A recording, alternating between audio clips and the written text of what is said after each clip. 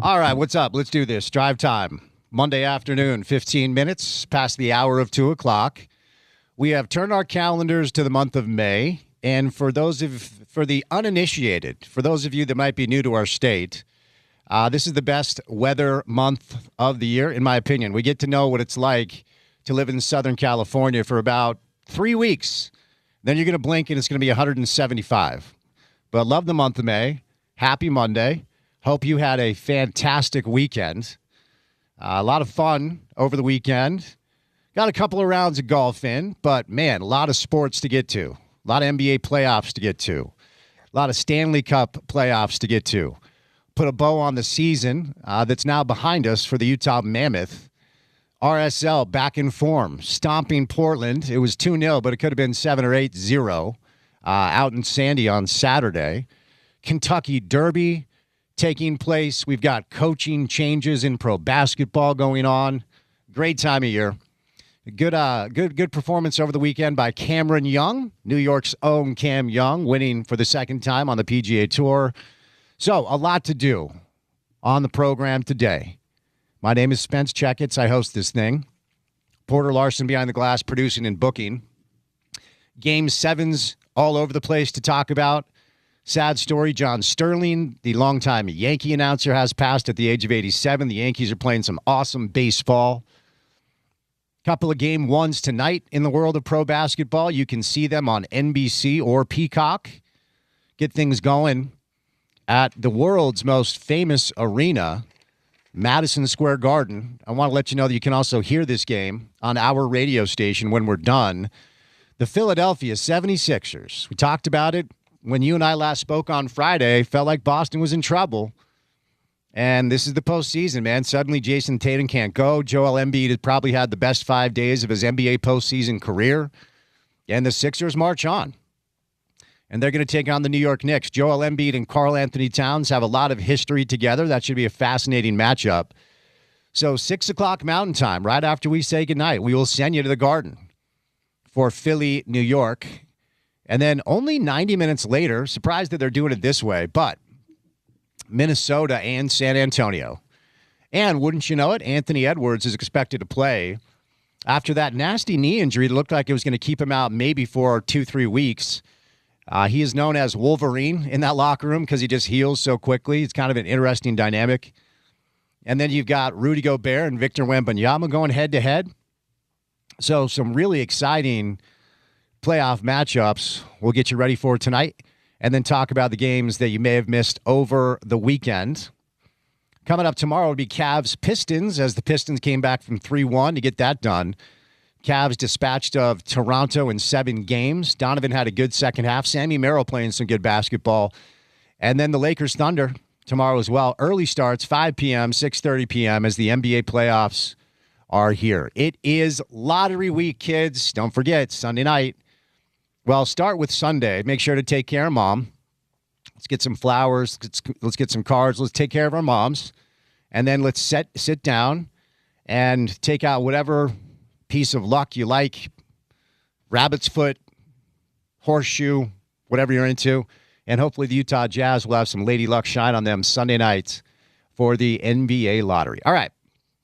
Our first guest right out of the gates, good friend of the show, good friend of the podcast. We'll let you know who the podcast guest for tomorrow is on Reality Check with Spence Checketts, my new project for KUTV. But Nick Olachek will join us to put a bow on the Utah Mammoth season and talk about the Mammoth's loss to the Golden Knights, Game 6, where third period just got away from them. Tom Haberstroh, NBA Daily Assist. The president of soccer, Jason Kreis, will join us to talk about a red-hot Royals team. They've won 4 straight matches. And RSL getting back to their winning ways over the weekend. A lot of rumors about Xavier Gozo, and he scored another wonder goal over the weekend. We'll get the latest from Jay. And with the news coming out last week that the Big 12 has consummated their private equity deal with Redbird and Weatherford Capital, it's a good day to have Matt Brown on the show. Nick Olachek, Tom Haberstroh, Jason Kreis, Matt Brown, me, Spence Checketts, all of you, the great listeners, and our Kentucky Derby expert. I don't know if that's a thing. Porter Larson, what caught your attention most over a jam-packed sports weekend? You got it. You were. Are you serious? I mean, I watched all the Game 7s. I was dialed in, but the The Kentucky Derby may have actually been my highlight of the weekend.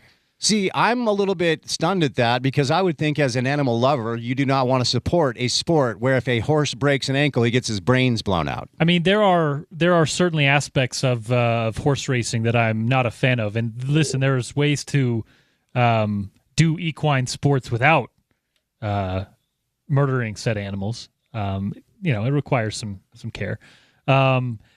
I will say the sport's come a long way in that direction. But yeah, I'm an equine enthusiast. A lot of those horses, they genuinely love what they're doing. Some of them, it's that I'm talking to them. How do you know that? How is there any way of knowing that? You can read an animal if you're around it enough. Do you think they have the knowledge? Like if I twist my ankle, I'm going to die tonight? No. Okay. No. My guess is they don't enjoy what they're doing. They're not in that regard. But like a lot of rodeo animals, there are some that you can very much, I don't want to say communicate with them, but body language is a thing in the animal world. Very much. It's actually the most important thing. It's the only way you really can figure out what they're doing. But big fan of the Derby, and it was a good one. It was fun. We got Steve Irwin. What's that dude's name? The animal whisperer. Steve Irwin.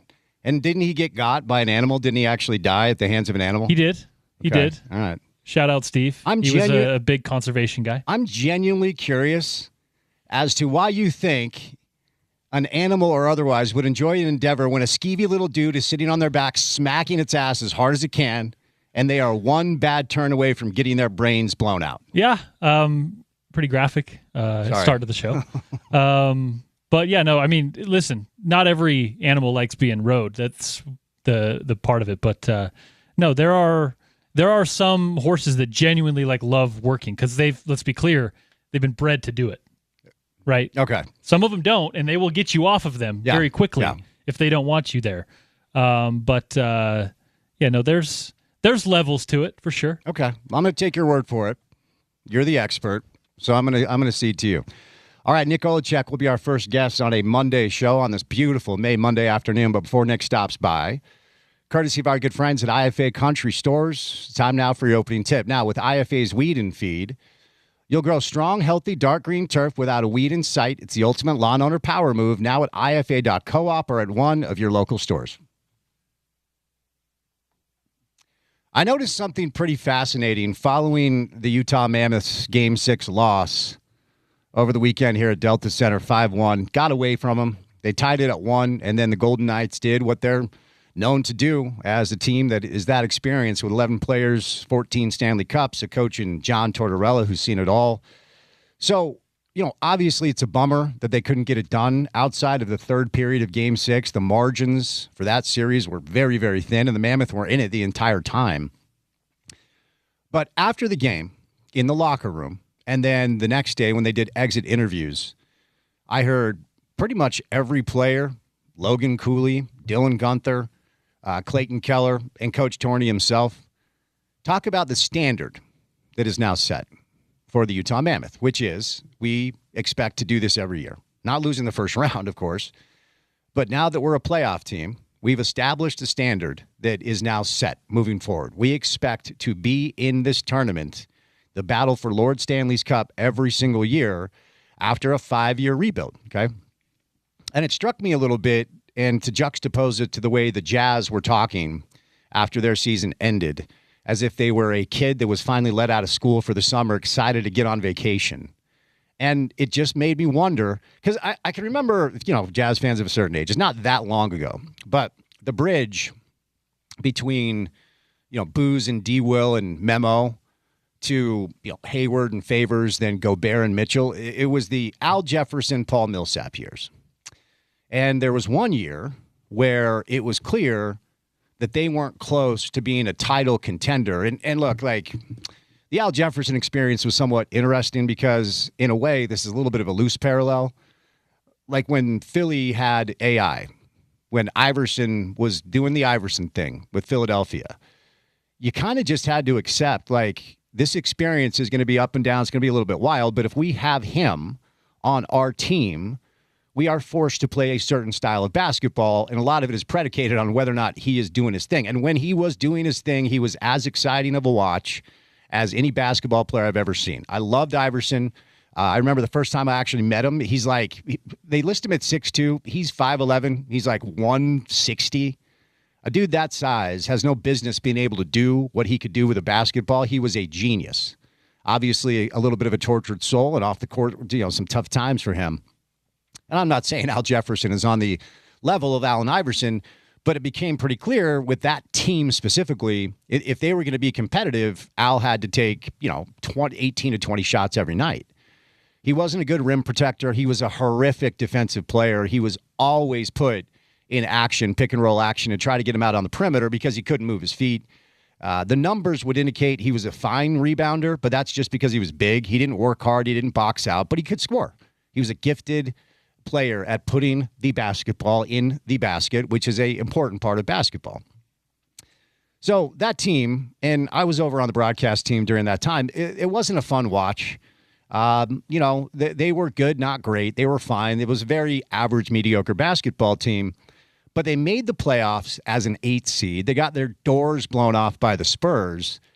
But after that playoff experience, those Jazz players, during that Jazz time, that Jazz tenure, when culture was just not what it is right now, talked about how important it is just to send a message to the players in the community and the league, like, no, we compete every night, and we're proud of ourselves for making the playoffs. Yeah, we got smoked, and there was really no upward trajectory for that group, which is why Millsap was traded, and that team was broken down in the name of a rebuild led by Dennis Lindsey. It's interesting to think about this. Like, a lot of criticism, and certainly I've had my fair share, of what could be debated, certainly, to be fair. Did you pull the ripcord on the Mitchell, Gobert, Bogdanovich, Conley, the whole thing? Did you pull the ripcord too early? Now, being privy to some things that happened behind the scenes, Donovan just didn't want to be here anymore. I don't know that I believe the whole, Rudy and Donovan hated each other thing. That was ripped down to the studs by Danny Ainge when Danny came in and took over and did his autopsy of the situation and came to the conclusion, this is not going to work.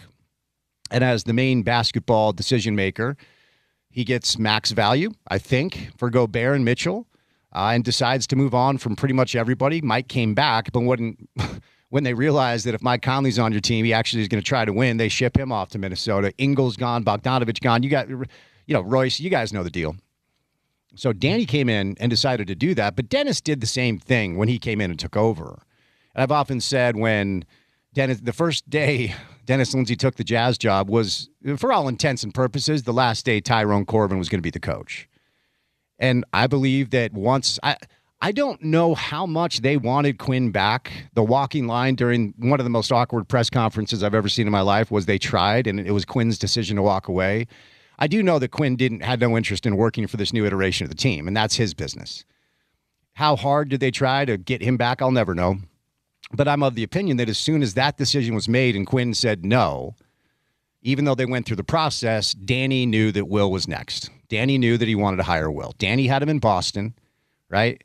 And if it wasn't going to be Quinn, again, don't know how much they wanted him, Will was next in line. Just like when Dennis took the job with Tyrone Corbin, I believe that he had Quinn in mind. Okay, when a new basketball decision maker takes over, all these guys are connected. They've been in basketball for decades. They know who's next in line. It's like when Scally went, right down the line to get Kevin McGibbon after Jason Beck moved to Ann Arbor. All these things are pre-thought by these guys before they take the job.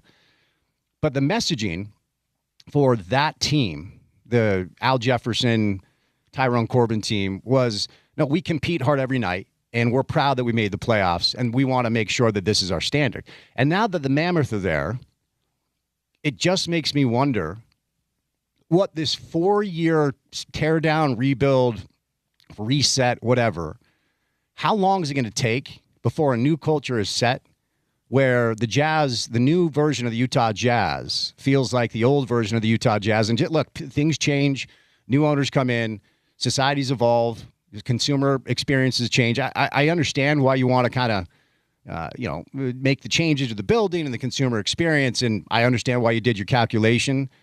to believe that Gobert, Mitchell, and those guys weren't going to get it done. But it's been 4 long years that for some people have made the Jazz entirely irrelevant in our sporting ecosystem. So we'll get back to some of this with Haberstroh because we got to catch a break. But I sent out a text to my friends today who I know are Jazz fans. And then I'm talking season ticket holders, guys that never missed a game. One of them went to 0 Jazz games this year and said watch maybe 3 or 4. One of them went to 1 Jazz game. He said he tried to catch a lot on TV, but not near what he used to. 2 of them said 0 attending and 0 watching. These are guys that are lifelong Jazz fans. A 4-year situation where you have sent a mixed message to your fan base and you've sent a horrible message to your players, namely, we are not going to play you because we don't play our best players. Will it pay off? How long will it take? But I almost said Golden Eagles.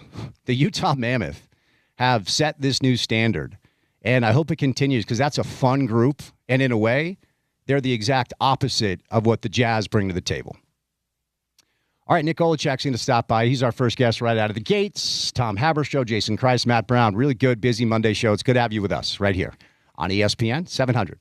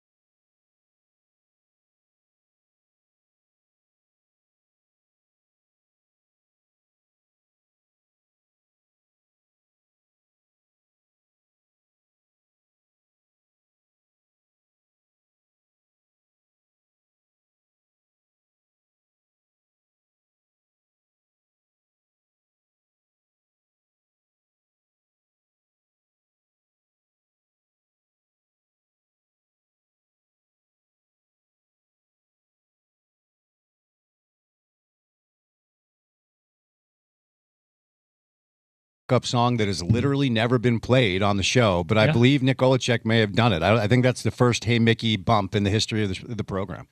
Almost certain. Definitely that I've been producing. I guess we're doing one-hit wonders today. There we go. Nick Olachek, my friend. How are you, sir?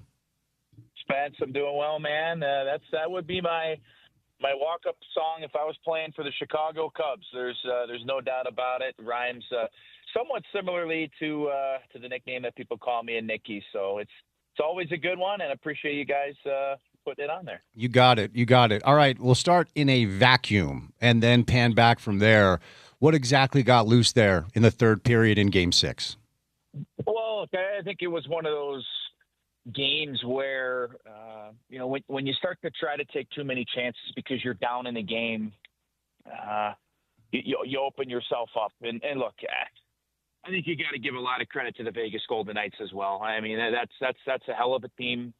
They got championship pedigree. They got some superstars, and for Utah, there's some studs here and some budding superstars, but they found a way. And I think when you look at the series overall, how Utah played with the lead, obviously something that's got to get better. It's got to improve. You can't sit back and play prevent defense. You got to continue to make plays and try to put another tally up on the scoreboard. I think overall in totality of that series, but again, in Game 6, one of those games where it didn't go the Mammoth's way, and I think in the third period, just when you're pressing, when you're pushing, when you're trying to keep your season alive, and maybe you take a couple too many chances that maybe you wouldn't normally take, you leave yourself open and susceptible to chances the other way against you, and Vegas was able to make a pay and close it out. By far the game with the biggest margin between both teams, but I don't think that game at all was indicative of how the series went. A much closer series overall than that final game's scoreline. For sure, the narrative I think around the series was experience versus youth, and certainly there are plenty of Mammoth players with experience and Stanley Cup winners on the Mammoth roster, but how much did that affect the way this thing went down? The fact that Vegas has a coach that's seen everything and 11 players with 14 combined Stanley Cups. Mm-hmm.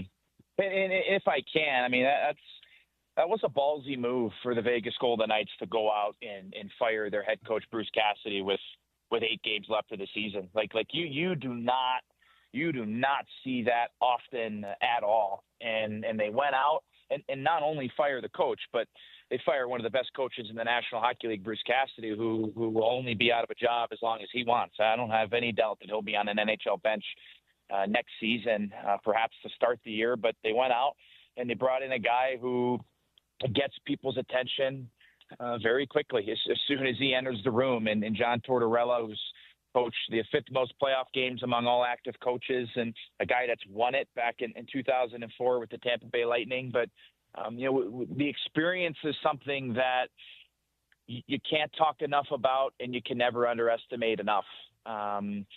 It just like in anything in life, the more you do something, the better you're going to be. And then the next time you do it, the more comfortable you're going to be in the moment. You're not going to grip the stick.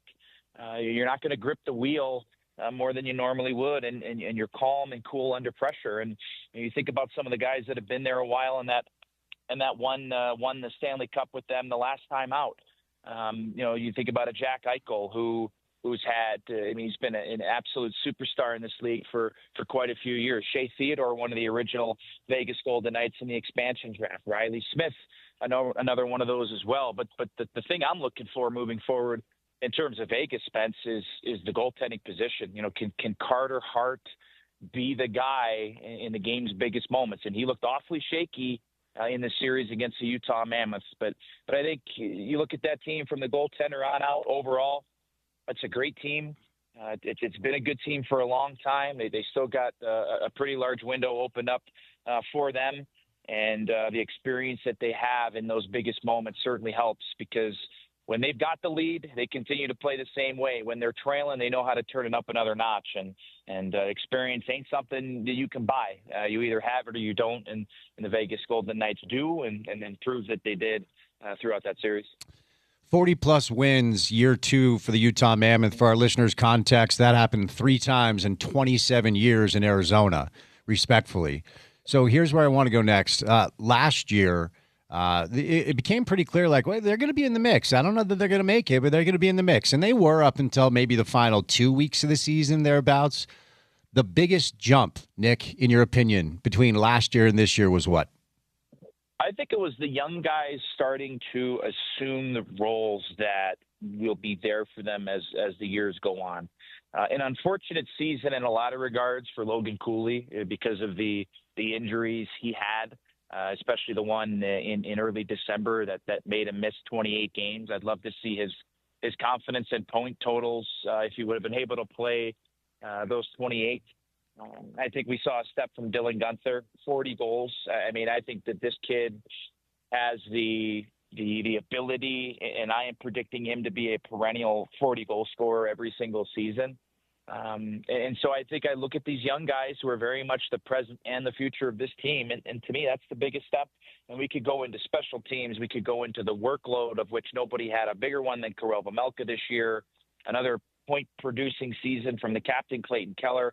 How about the career season for Nick Schmaltz, of which he gets an 8-year extension for $8 million a year? But I really think is that this team and their future is very much in the hands of a couple of these young studs, and to see the steps that they took and the way that they matured, not just with the 40 goals or with the flash and dash that a guy like a Logan Cooley played with, but their overall game, the 200-foot game.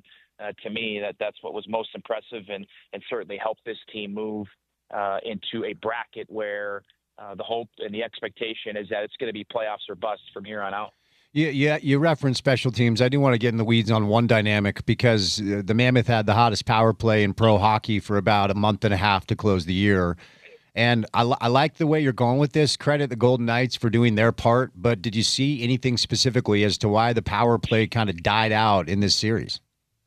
Spence, there were times this year where Utah's power play, they just became too stagnant. And it almost kind of feels gross saying this, but when you have so much skill on a power play, it's like you want to try to make the perfect play.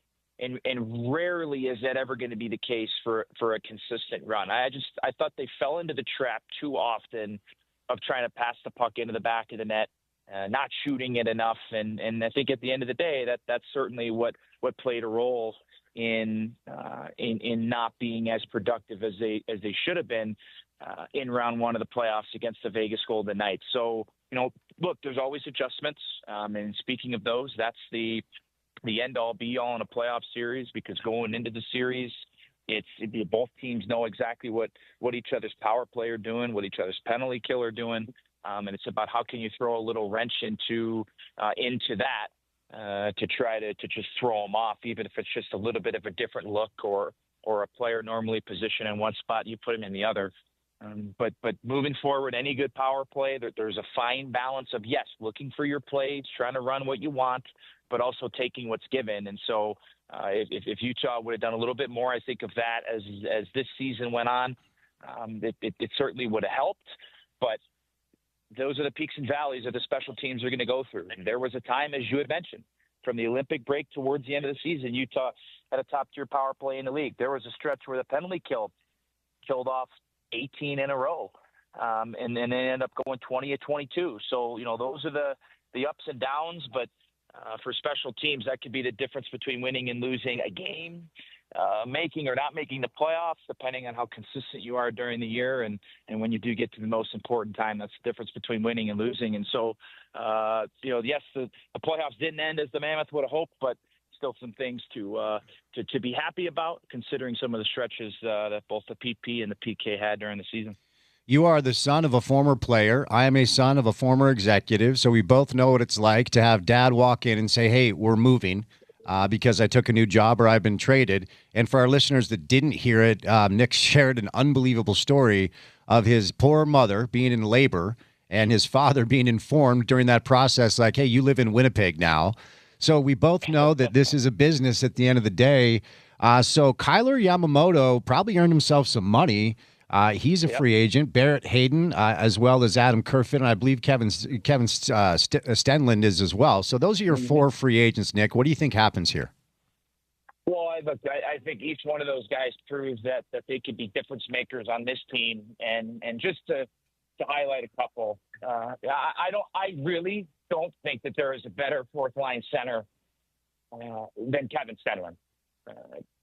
Since 2023, there's only been 5 guys that have won more faceoffs and have had a better faceoff percentage than number 82. And I thought he proved himself game after game, not just at the dot, but being an elite penalty killer, one of the best in the league at that as well. He's got a real good wrist shot, and he's got a guy. He is a type of guy that can really fit in extremely well on this roster. So the hope is that to continue to keep that fourth line as strong as he can. You'd love to bring back a guy like that.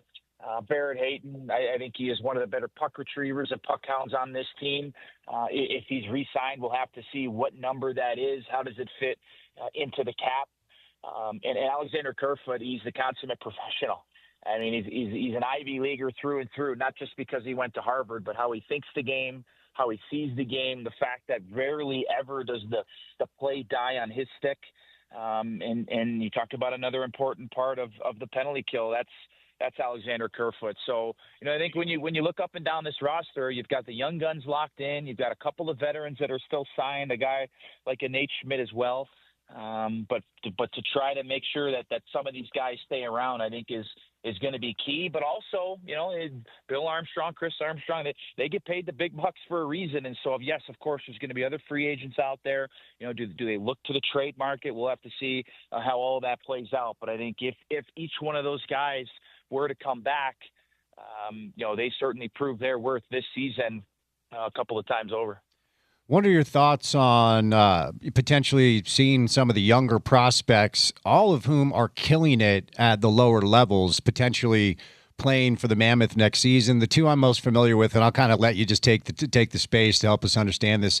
T. Ginla and Dmitry Simashev are the two that I'm most familiar with, but I think there are 5 or 6 young prospects playing high-quality hockey right now. Do you think we'll see any up here in Salt Lake next year?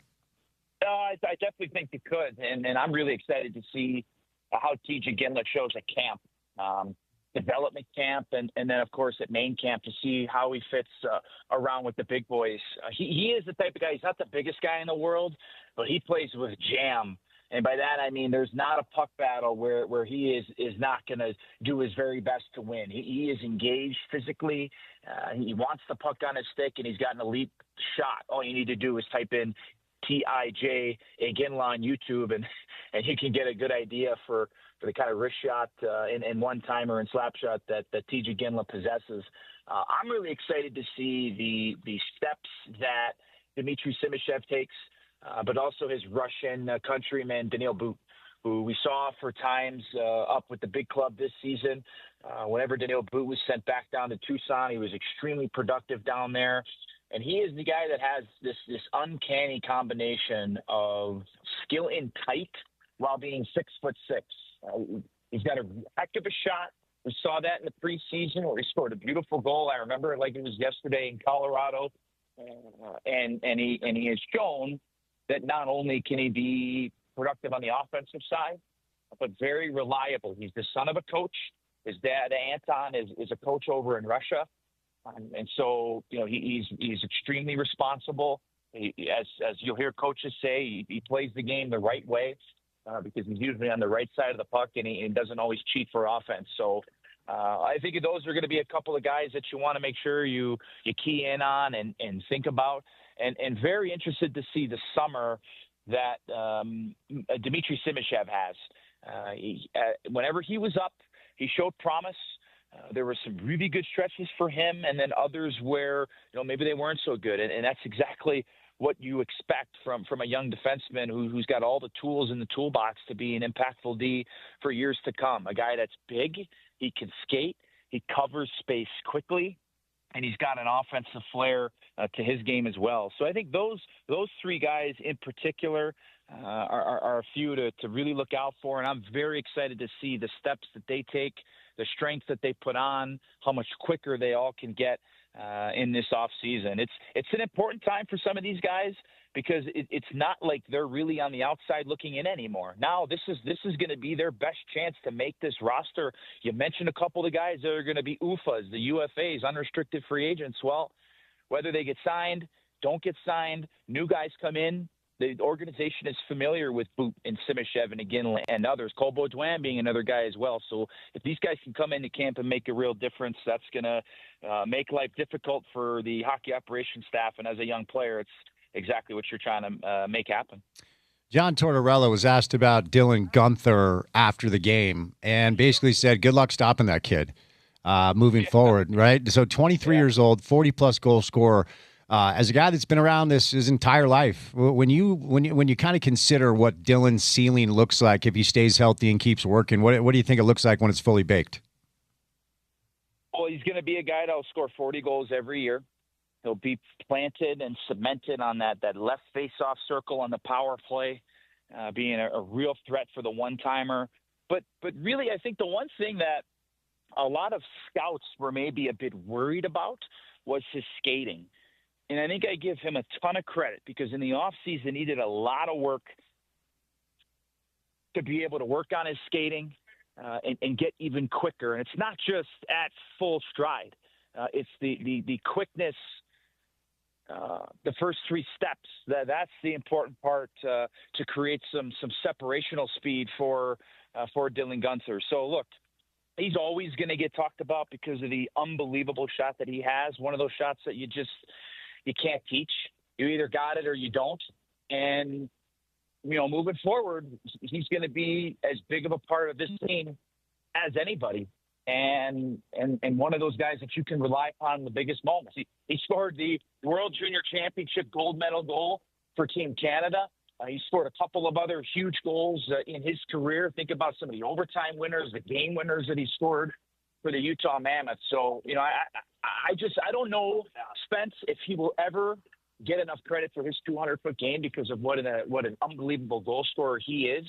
But just our fans out there, our listeners, next season when it comes around, watch Dylan Guenther just as much without the puck as to when he has it with it. The commitment to want to defend, the willingness to battle, to grind games out, and then all he needs is one shot. He's a one-shot type of player. He just needs one opportunity, and he can stick it into the back of the net with the very best of them. So I would also encourage our listeners to go to Google and type in Dylan Guenther shot, and there was an article written on NHL.com by a terrific writer, Nick Katsanika, and he wrote all about how Dylan developed his shot as a young kid, speeding home from high school and middle school and elementary school to rush down to his basement at home, an unfinished basement, and he would just shoot hundreds of pucks a day and work on it. And now it is truly one of the best in the league. And I think considering the couple that he scored in the playoffs and that the Mammoth did make the playoffs, I think it has really taken the league and a lot of people by storm to say, hey, yeah, this kid's a stud. He can shoot it with the best of them and look for him to put up 40 goals every single season moving forward.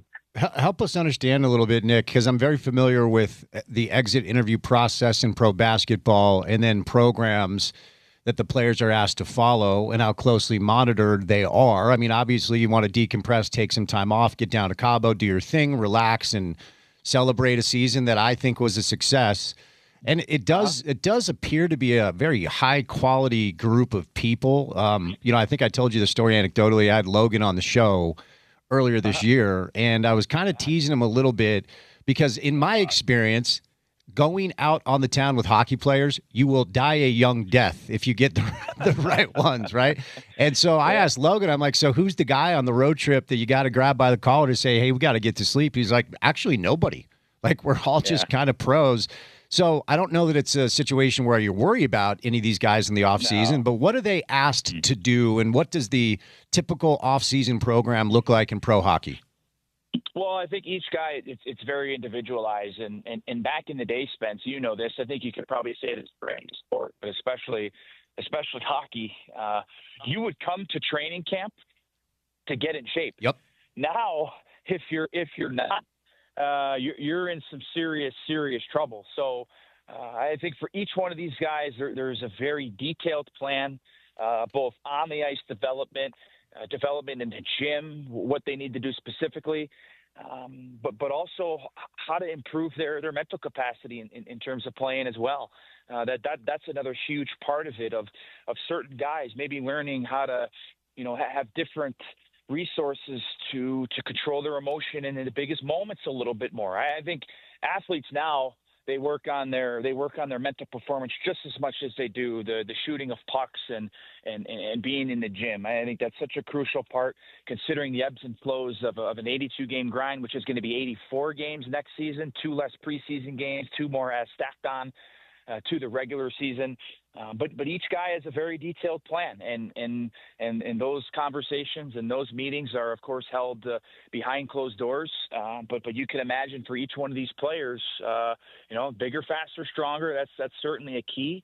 But each guy, yes, building on strengths, but trying to improve on those weaknesses as well. That's a real important part. But I don't think we can talk enough about the mental side of the game. And look, I think we saw that in the playoffs too, where there were some moments that, look, you're never going to be able to replicate what happens in the playoffs unless you're actually there, of course. But there are ways to try to strengthen your mind, and I think of the training staff that's there for the Utah Mammoth players each and every day. Those guys are very forward in having a plan for these players when they attack the summer. But I really do think, Spence, is that it is just as much mental as it is physical. Just as much time spent trying to improve the mind as it is the body, and so. I'm really looking forward to seeing the shape of which some of these guys come back in camp. Like to think, how much faster can Logan Cooley get, right? How much harder or more accurate can Dylan Gunther shoot the puck? These are some of the things that yes, they're going to continue to build on their strengths. But if they turn themselves to even more complete players, that's going to be good for them. It's going to be good for the Mammoth.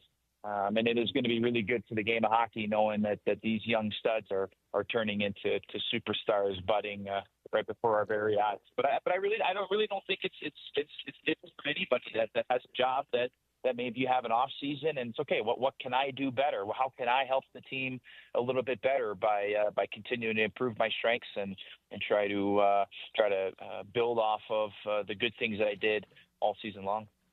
Last thing, Nick, we'll end on this. It's not uncommon in any sport to have this be a step-by-step thing before you hoist a trophy.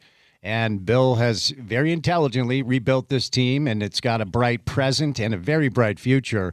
But your knowledge of how this stuff works, I want you to give me a realistic window where you think the Mammoth are no longer making the playoffs, but will be a contender to actually win the Cup.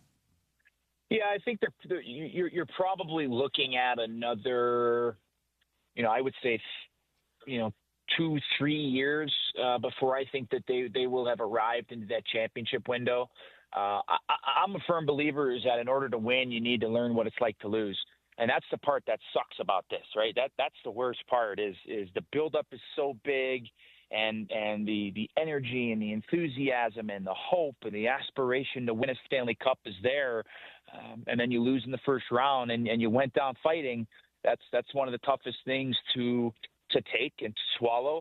But you let that fuel you in the off season, and when you're lifting those weights, you're thinking about the pain of a loss in Game 6. But I think if you had to project, if you had to think about, I liken this team a lot to the Chicago Blackhawks of the 2010s. And, they had Patrick Kane, they had Jonathan Taves, they had a couple of guys that were high draft picks. They also had some established veterans. And then you look, okay, well, the Blackhawks made the Stanley Cup playoffs in 2009, and then they ended up going on to win a couple of cups there a couple of years later. So I think that the championship window should be opening up here in I think 2 to 3 years. But from here on out, Spence, don't get it twisted. I mean, the expectations are to make the playoffs, and not just to make it, but to try to make a run and be as competitive as they can. And I think we saw this year more so than any other year, but of course, yes, because they made the playoffs this year, how important it is to combine those young guys with some veterans, players like Ian Cole, players like Nate Schmidt, guys that have been around a long time and players that can help these guys through. And it's not even just sitting there coaching them, but it's being on that bench in the high tense moments and being able to look from side to side and seeing that these guys are just sitting there breathing and they're not overly worried or startled by the moment. I think that's going to be another crucial part to surround some of these young guys that we've talked about at length with players that have been there, that have done it, and are going to be able to help them all the way through. But I think it's, as far as the Stanley Cup window, to the heart of your question there, Spence, I think you're looking at another 2, 3, 4 years, somewhere 2 to 4, somewhere in that range.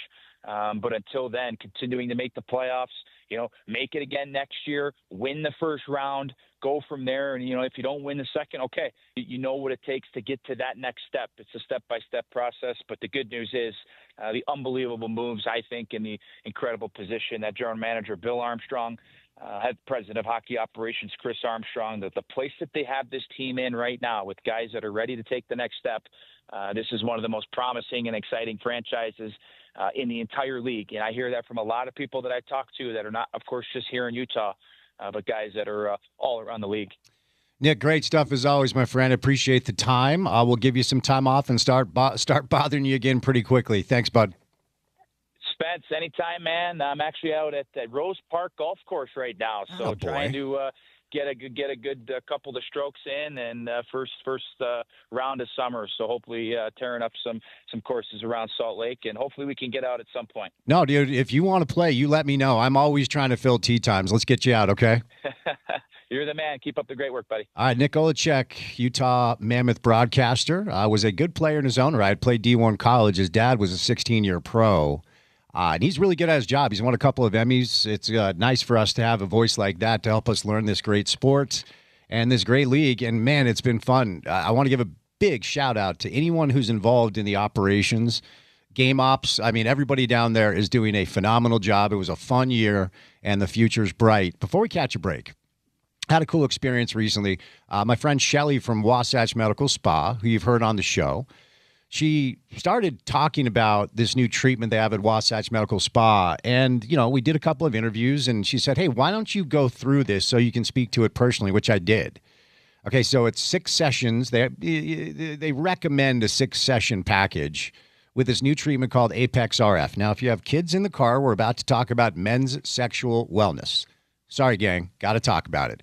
If it's just not what it used to be, I mean, this can help with erectile dysfunction, but it can help with, across the entire spectrum. If you're just noticing the sensation isn't what it used to be, or things aren't like they were when you were younger, if you're getting bad feedback from your partner, mainly, this is for you. And since I went through it, I can just tell you it works. And this is a family-friendly show, so I probably won't elaborate on that any further.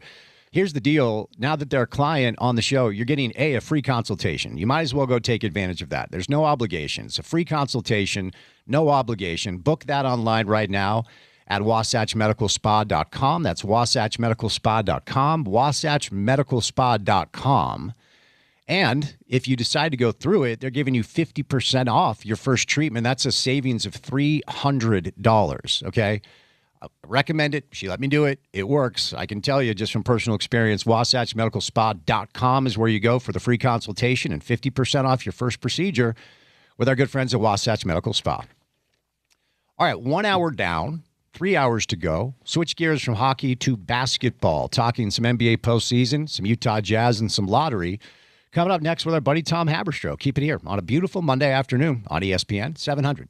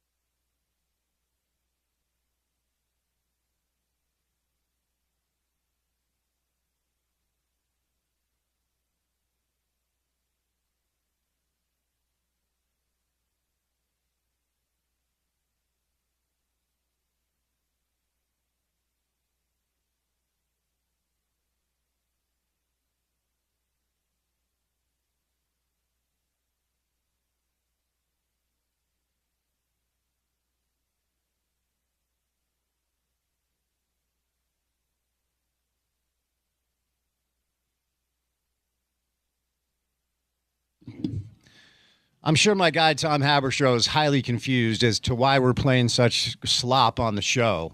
One-hit wonders, right? That's what we're doing today in honor of our guy Nick Olachek. I guess it feels okay. Okay. Tom Haberstroh, your favorite one-hit wonder of all time. Go. New Radicals, you get what you give. Oh, nice. That is such a good poll. We're going with that next. How are you, buddy? Happy Monday. You know what's weird about that? I was at the ACC semifinals in lacrosse. It was UVA versus Notre Dame on Friday night here in Charlotte. The stadium is just down the street, and so we took the kids. It was a great time. And every time UVA scored, they would play the New Radicals song. Interesting. That was their like celebration song. And I was just like, this is such a deep cut because none of these lacrosse players were alive when that song came out, I don't think. Yeah, I'm trying to guess what year that song came out. It feels like mid-'90s, late 90s, yeah? Yeah, I want to say it was like 2000, and these lacrosse players are 18 to 22 years old. So it's just like so bizarre that song would be the rallying cry for a lacrosse team, like a powerhouse lacrosse team. But that's why it came to my head because me and my buddies were talking about it. And yeah, that's got to be up there with the great one-hit wonders, and it is the rallying cry for one of the top lacrosse programs in the country. That is fascinating. I'm older than you, but it feels like we're just getting so old. What's the most recent reminder that you're not as young as you used to be? I actually had this moment. You love this. Donovan Clingan was on one of my podcasts, and I said, hey, I also played in the SEAC Connecticut high school tournament, and I lost to hard-hitting New Britain in the second round. One of the teams that you've faced over the years, Donovan Clingan, as the guy who played at Bristol Central. He goes, oh, really? Like, what year were you? And I was like, oh, I graduated in 2004. And he goes, oh, that's the year I was born. I was like, oh, gosh. It just really cut me down big time. So that was the number one I can think of recently, that an NBA player currently dominating a lot of the competition was just laughing at the year I played at senior hoops was the year he was born. Hard-hit New Britain, home of Tom Thibodeau. Little known fact. Yeah, that's right. Yeah. Tom Thibodeau from the mean streets of New Britain. So, yeah, that was probably the most recent one. Well, let's be clear, Tom. The mean streets that reside in New Canaan, not New Britain, as we all know.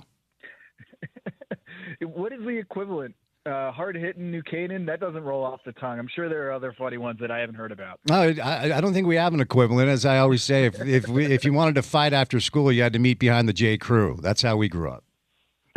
That sounds about right. All right, buddy. Let's see. Let's start with Philly because it's just interesting to consider, and I'm gonna name drop on you. You ready? Ready for a name drop? Let's hear it. So Dave Blitzer was in town because he owns part of our local soccer team, and Lionel Messi was here, so we flew in for the game.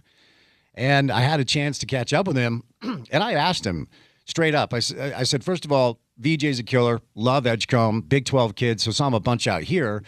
But second of all, they've got 3 more years left with max money for Embiid. And you're just kind of like, at what point do you do the calculation? Like, we love him, but if he's never going to be available, we've got to figure something out. And he said, we're riding with him, okay? Because we believe that if we can have one spring window with him available, we have a chance against every team in pro basketball. Now, Oklahoma City is historic. San Antonio, I mean, it feels like it's those two and everybody else. But what do you make of what we've seen from Philly as they just eliminated Boston? Well, what a story. I mean, Embiid, he's been hurt in 4 of the last 5 postseason runs. We were doing this, writing about it because, to preview this series, I still am picking the Knicks because Embiid, I just don't know how many games we're going to get of him. He's missed games in 4 out of the last 5 postseason series. And so when I hear Blitzer say that, it feels like to me they have no choice because I don't know how much trade value Embiid has right now at the cap number that he's going to hit, the age that he is, and the injury history that he is.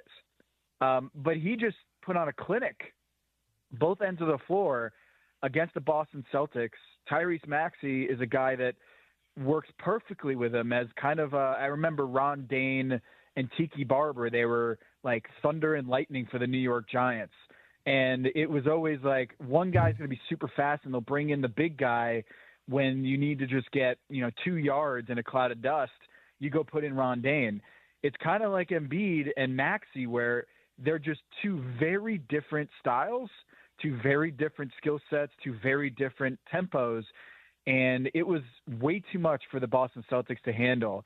Joe Mazzulla in that series, I felt like was scrambling in ways that he said, straight up, what was the difference in this series? Well, Joel Embiid came back and they didn't have any answers for him. They traded Anthony Simons for Nick Vucevic, who couldn't really do anything in the series. And the Celtics were exposed by Joel Embiid. And it's one series, but you can see the championship upside if Embiid is healthy. The issue is, Spence, we don't know when that denominator is going to come up, where it's going to be, he's going to be available. And that's the thing that I've been harping on for a while is the parity in the NBA is injury parity. It's not like something built into the CBA that has allowed all the teams to compete. No, the parity that we keep hearing about is really one born out of the injury risk that all these star players are having. And so do the Celtics win that game if Jason Tatum is healthy? Maybe, probably, but they didn't. And Joel Embiid played. And so that factor alone, the fact that one team didn't have Jason Tatum, the other team had Joel Embiid, it was the difference in that series. Joe Mazzulla said it. And as long as Embiid is healthy, the Sixers have a really good shot at winning this whole thing. But that's a huge if. That's a 7'2", 350-pound if that Joel Embiid, if he's healthy, the Sixers have a shot. On the Knicks side of things, I know you referenced you're going to take the Knicks to win the series. Last Thursday, I had a meeting after the show, so I was late to watching the game.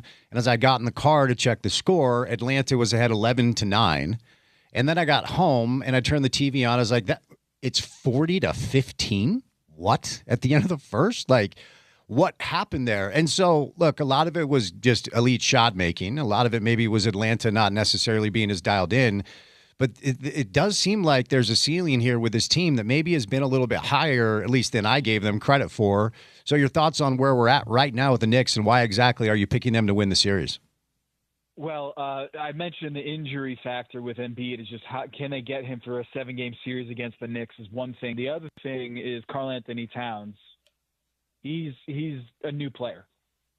Ever since the game, I think it was game 3 in that series, Mike Brown decided to use him as a hub, use his passing abilities to run the flex offense, which is actually what the Staples Wreckers ran. We called it motion. There you go. In high school.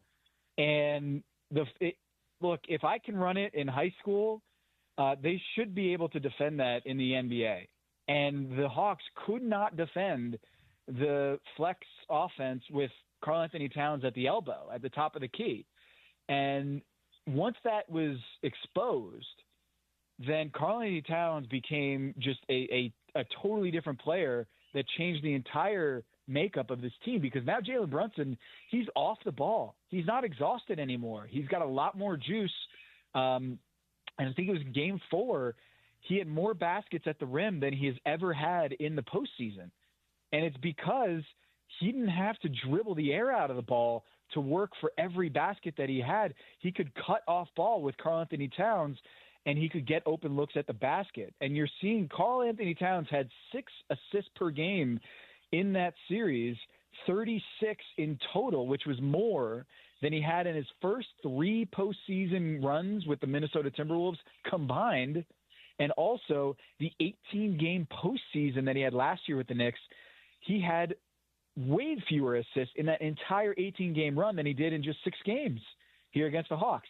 So I'm picking the Knicks partly because I just don't know how healthy we got Embiid for, but also Karl Anthony Towns being this Jokic, Alperen Şengün kind of passer hub out at the top of the key, opens up another dimension for this Knicks offense that is going to make things easier for OG Anunoby, Jalen Brunson, and I think it gives also it was with Shaq, and I remember recently with Roy, not recently, but remember when I was covering the Miami Heat series with the Indiana Pacers and Roy Hibbert, he always had to give him a couple post touches. The Pacers always started the game with a couple post touches just to get Roy Hibbert to defend at a high level, to make him feel good offensively.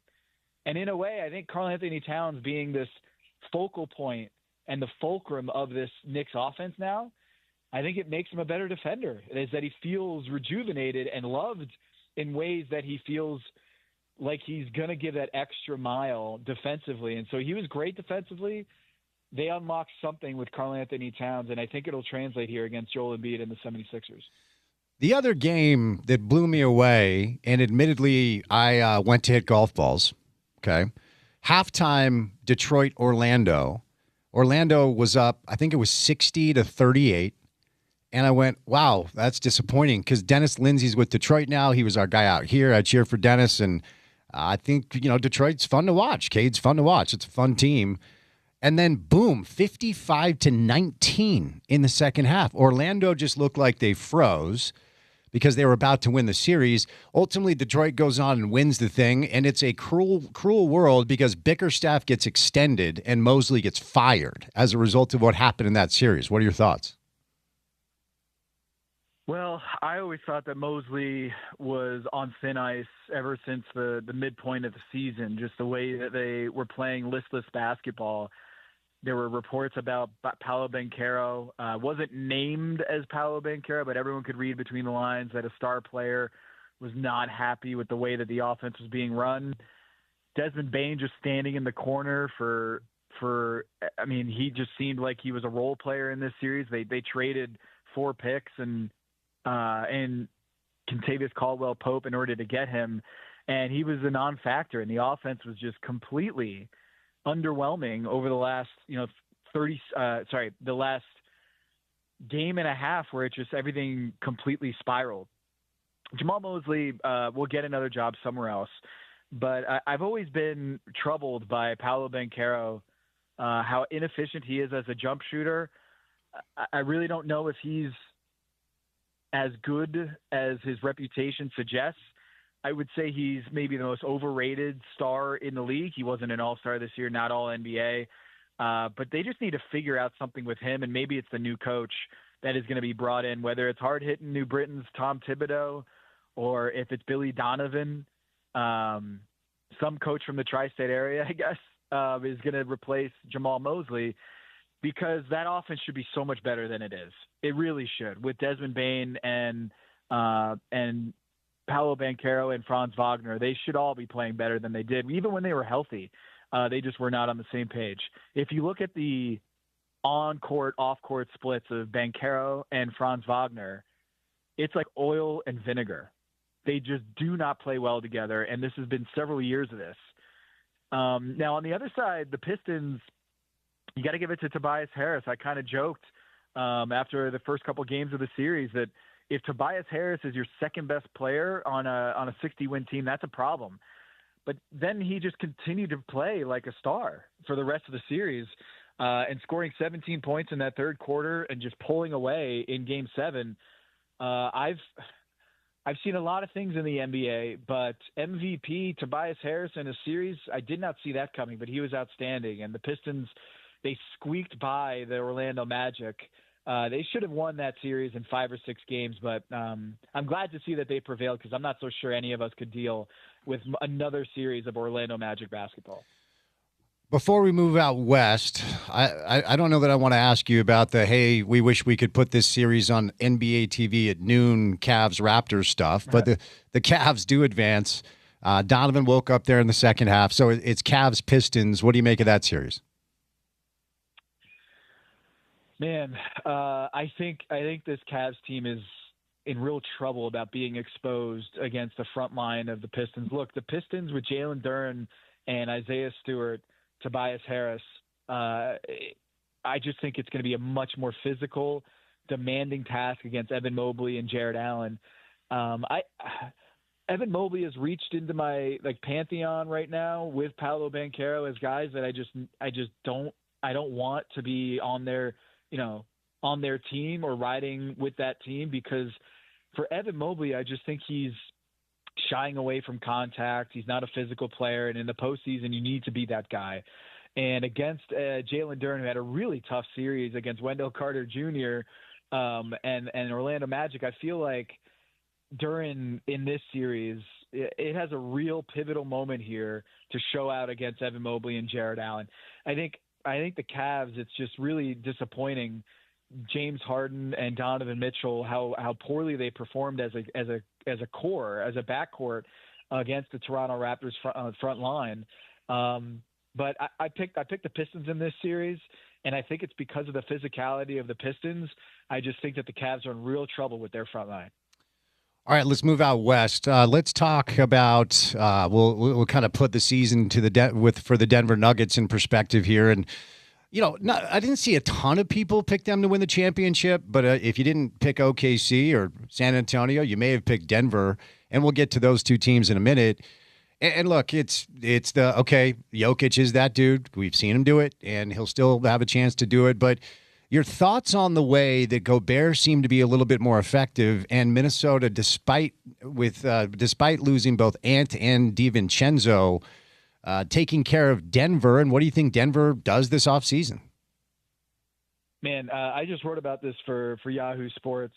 I think they've got no choice but to trade Jamal Murray. It's just the team is so capped out, and they have so many negative contracts that I don't see any other way for them out of this mess. They're deep into the tax already, and they haven't made their 2026 pick yet. And they only have 11 guaranteed on the roster, on the books, and they're way into the tax as it stands. I don't see the Cronkies paying the tax this year, and I don't see them being able to keep this same group together around Jokic. Jokic has had one player in his career who has been an all-star or an all-NBA player or all-defensive member on the team next to Jokic. The average that we've seen for an MVP at this point in their career, we've seen 12 awards, all league awards at this point from their supporting cast. You look at Magic Johnson had 34 such teammates, awards to his teammates through 10 years in the league, and Jokic has had one. This year, Jamal Murray was an all-star, a career year for Jamal Murray, and fell flat on his face in the postseason. And he's going to be making $50 million next year. And there's no one really on this roster, whether Christian Brown, where he has a $20 million coming to him next year, the start of a monster extension for him. Aaron Gordon is gimpy, playing on one leg, it seems like, for the entirety of the season. He's on the wrong side of 30. And it's been a poorly constructed roster. And last year I wrote that, I wouldn't be surprised if Jokic made a trade demand based on the supporting cast, but I would be surprised if he made trade demand because of his DNA, right? His character. He's not one to do that. But this lack of star power around him is so stark compared to players of his caliber that I wouldn't blame him if he decided, look, this is not okay. This reminds me of KG in Minnesota and LeBron in Cleveland before he went to Miami. And I suspect that the Denver Nuggets are going to make a big change this offseason. I made 3 trade proposals around Jamal Murray. One is for Colin Murray-Boyles in Toronto. One is for Kevin Durant in Houston. And the other trade that I've been looking for this team is one that, I don't feel great about. But when you're looking at the Denver Nuggets options this offseason, it's not one that they're going to have an easy pivot point to go get a guy that's going to be able to defend at a high level. But Asar Thompson with the Detroit Pistons, if the Pistons were going to be eliminated early, I would look at that one too. The Denver Nuggets need to get more athletic and more defensively minded. So as we move over now to potentially what we could see next in the Western Conference, I think it's interesting to consider what I perceive to be some pretty intriguing matchups. with Minnesota and Denver. Of course, you've got, Minnesota and San Antonio. Of course, you've got Gobert, Wembanyama. And they say Ant's going to play tonight, Tom. And I thought he was going to be out for a few weeks. But as I referenced earlier, the context for these conversations does seem to be OKC, San Antonio, everybody else. But the T-Wolves getting Ant back, do you think they can at least make San Antonio uncomfortable during this series?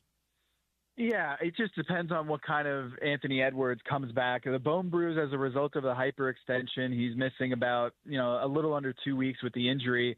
It reminds me of when Giannis Antetokounmpo had the same injury against the Atlanta Hawks, and we thought he'd be out for the year. And he came back, and he had one of the most miraculous finals performances we've ever seen, including a clinching 50-point game in the NBA Finals against the Phoenix Suns back in 2021. We've seen it happen before with Giannis.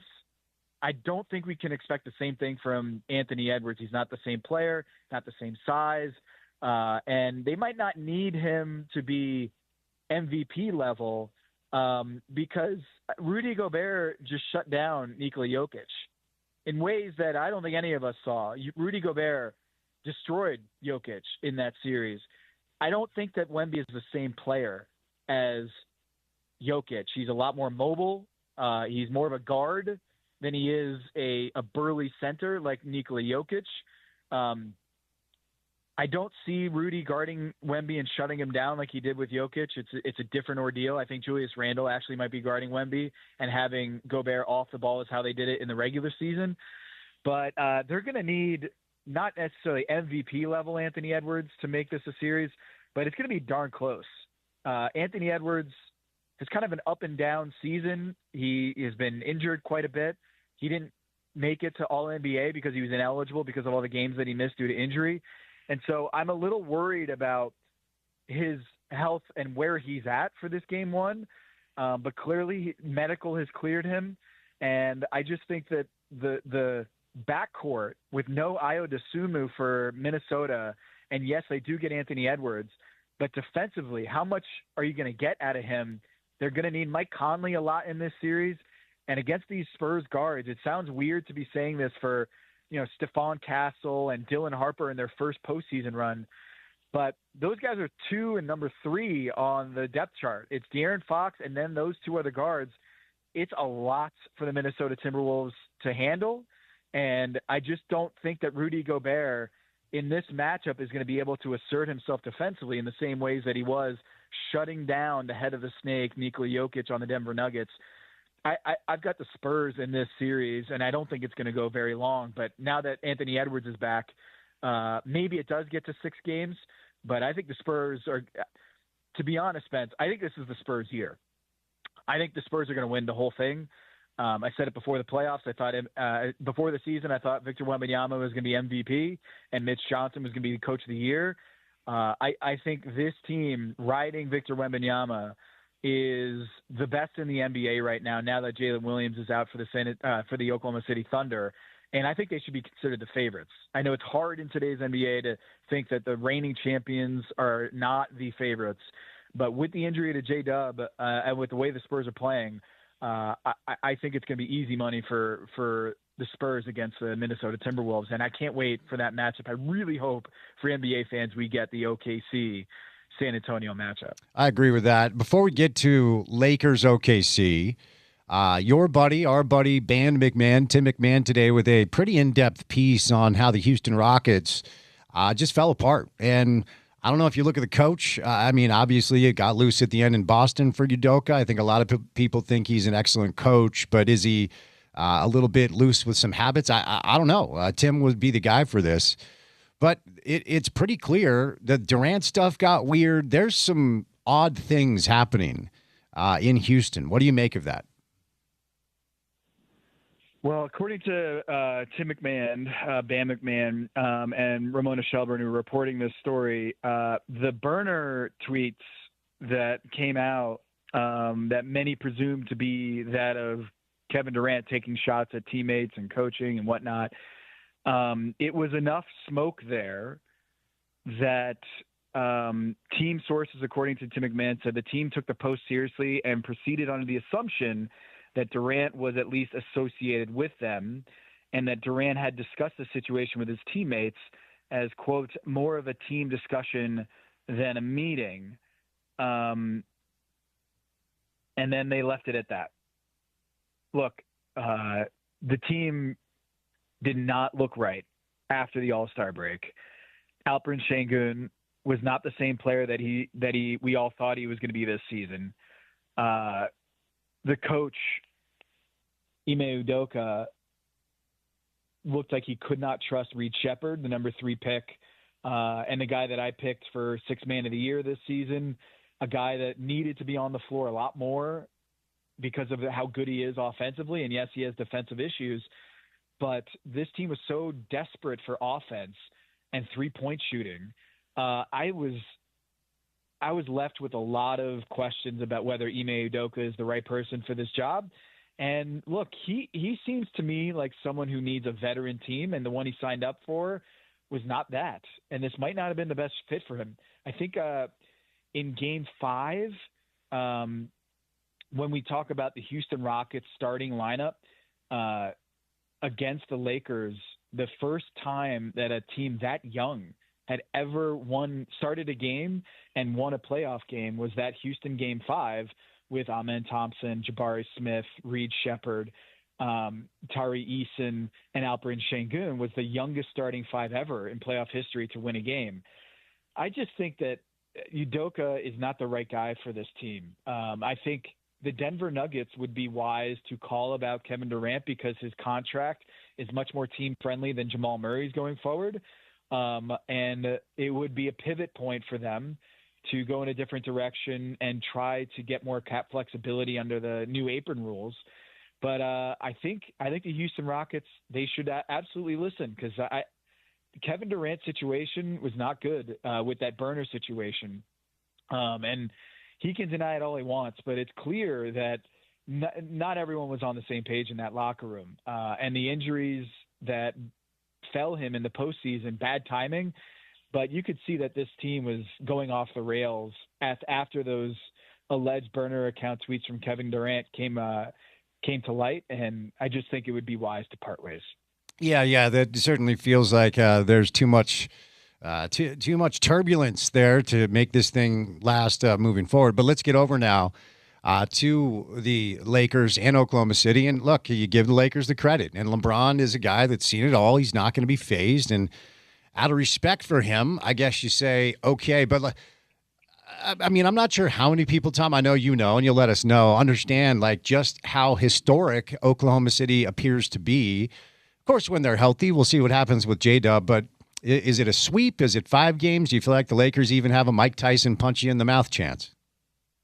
Yeah, I've got the Thunder in 5 because I just think that the guards are just going to hound LeBron and make things so much more difficult and more of a track meet than anything that they faced against the Houston Rockets. But they don't want to run. The Rockets don't want to run. They don't have the defensive artistry to be able to attack LeBron in ways that I think are going to be real problems. Shutting down passing lanes, being physical, and running up and down the floor. I just don't think this is a great matchup at all, especially because the reports about Luka Doncic and how far away he is from his hamstring injury, it doesn't make me feel good about the chances that he's going to come back at all.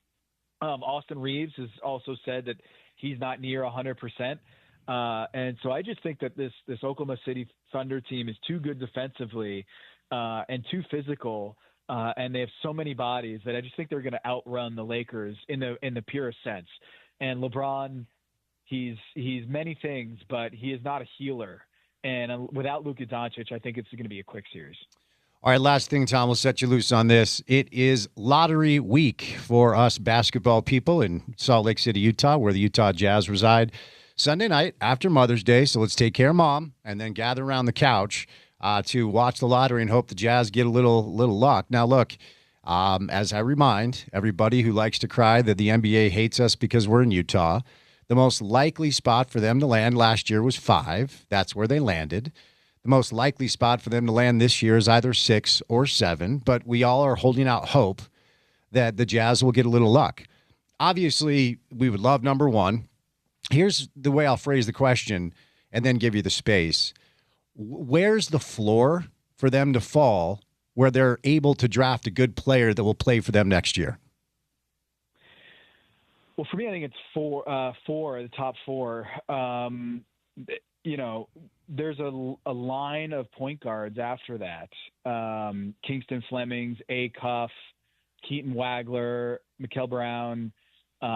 They're just a bunch of point guards that not to say that they shouldn't go for a point guard. I just don't think that they're going to be able to contribute right away for a team that has Keontae George.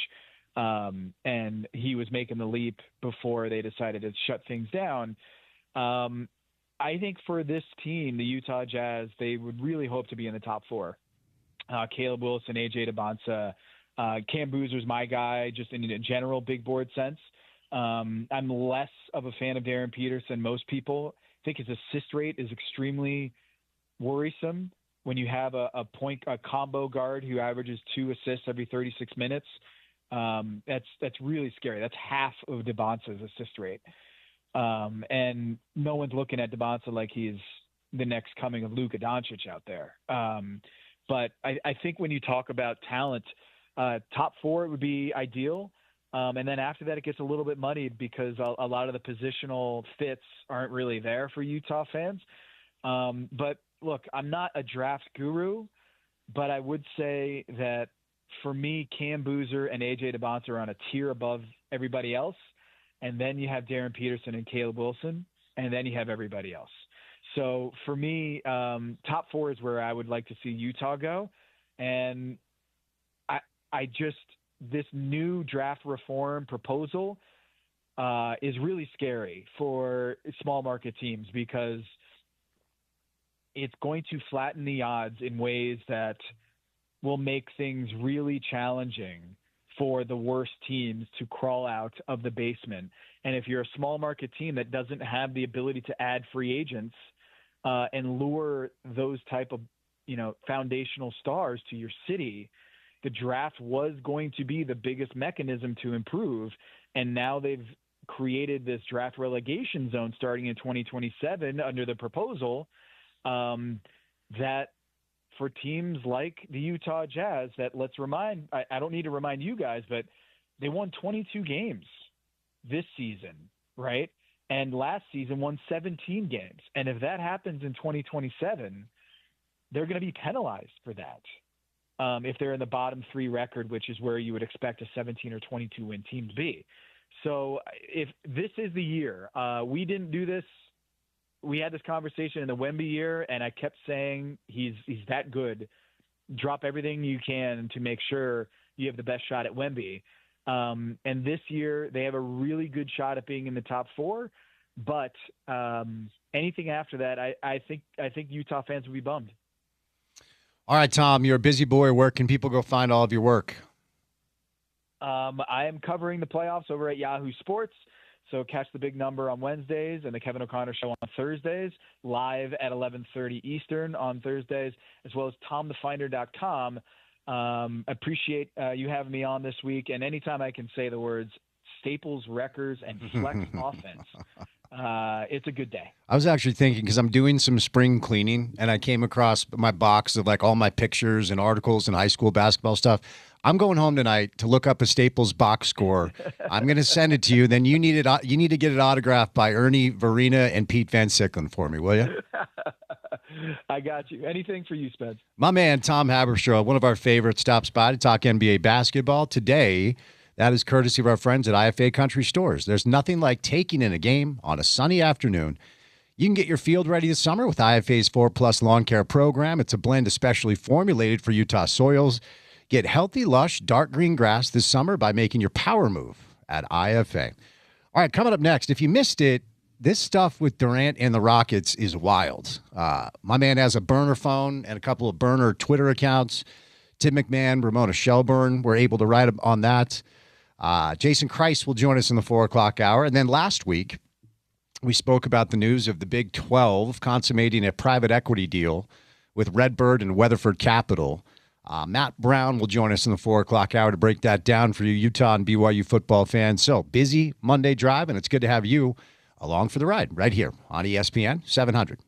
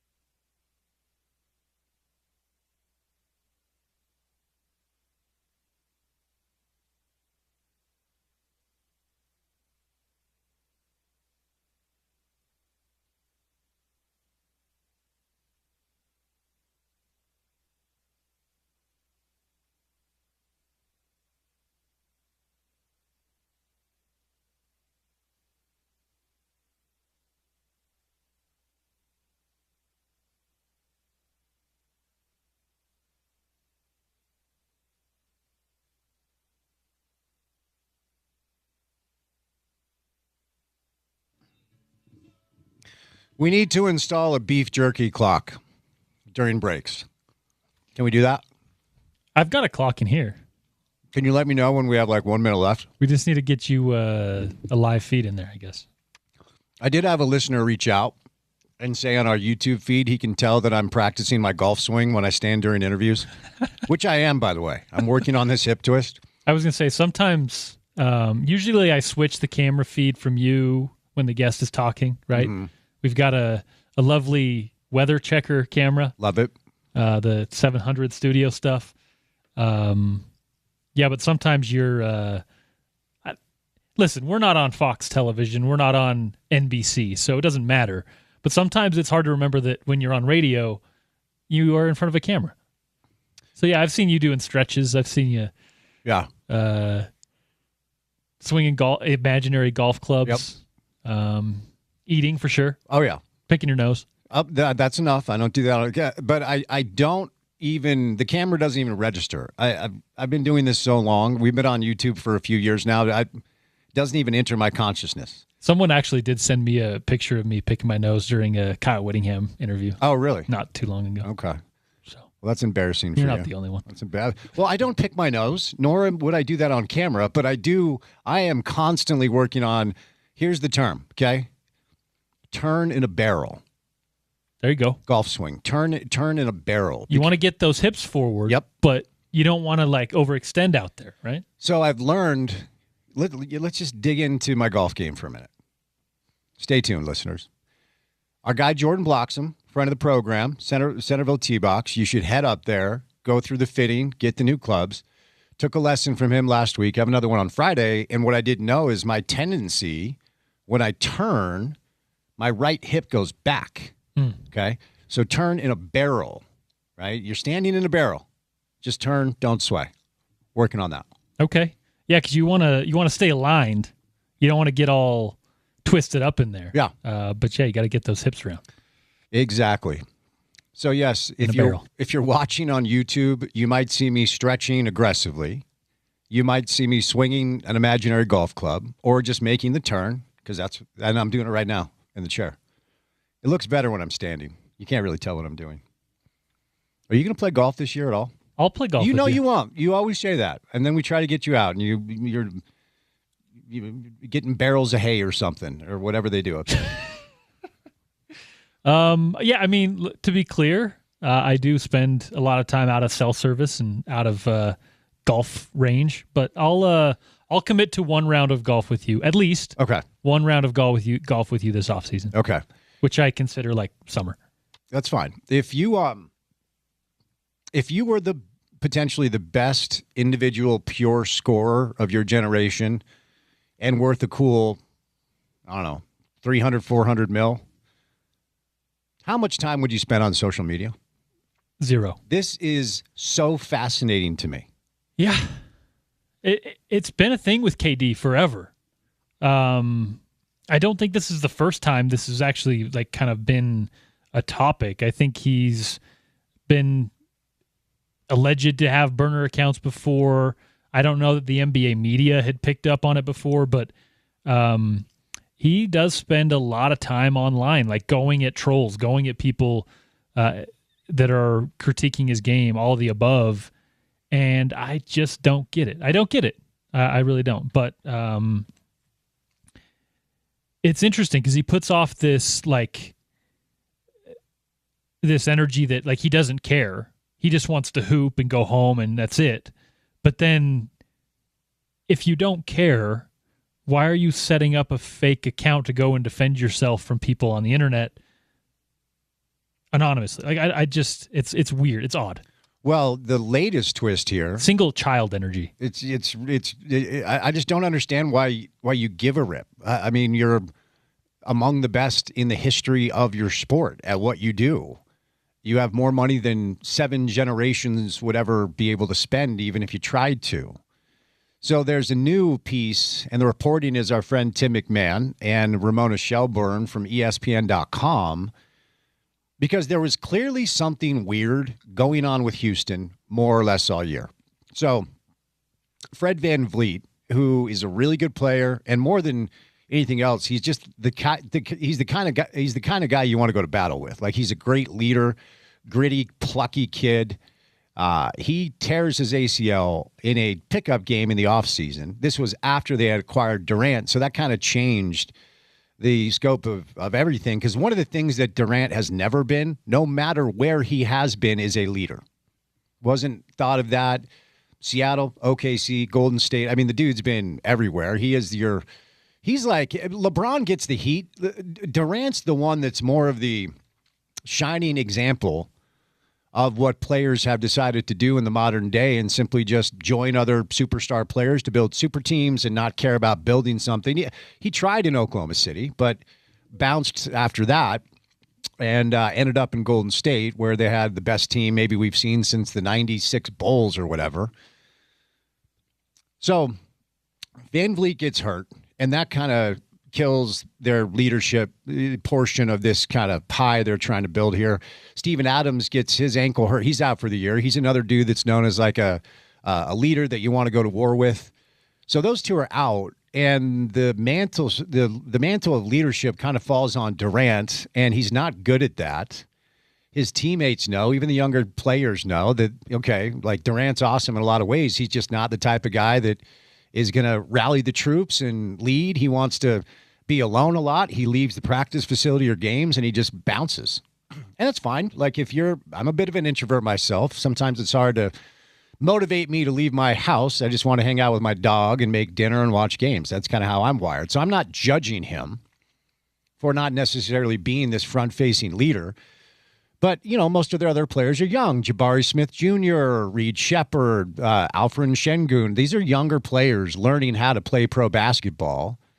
And if you don't have adults in the room, I think Zanuck used the term pups can't raise pups when the Jazz were trying to, whatever. They had some, like, veterans mixed in with these young players. But ultimately, what the new reporting it kind of indicates went down. So to Porter's point, Durant has been known in the past to utilize a burner phone and a burner Twitter account to stand up for himself when he's being criticized by random fans. Now, he also does that on his own account. Like, occasionally you'll see a Durant back and forth with, like, at RocketFan474 with, like, an anonymous picture. And so he's arguing with somebody who may not even be real.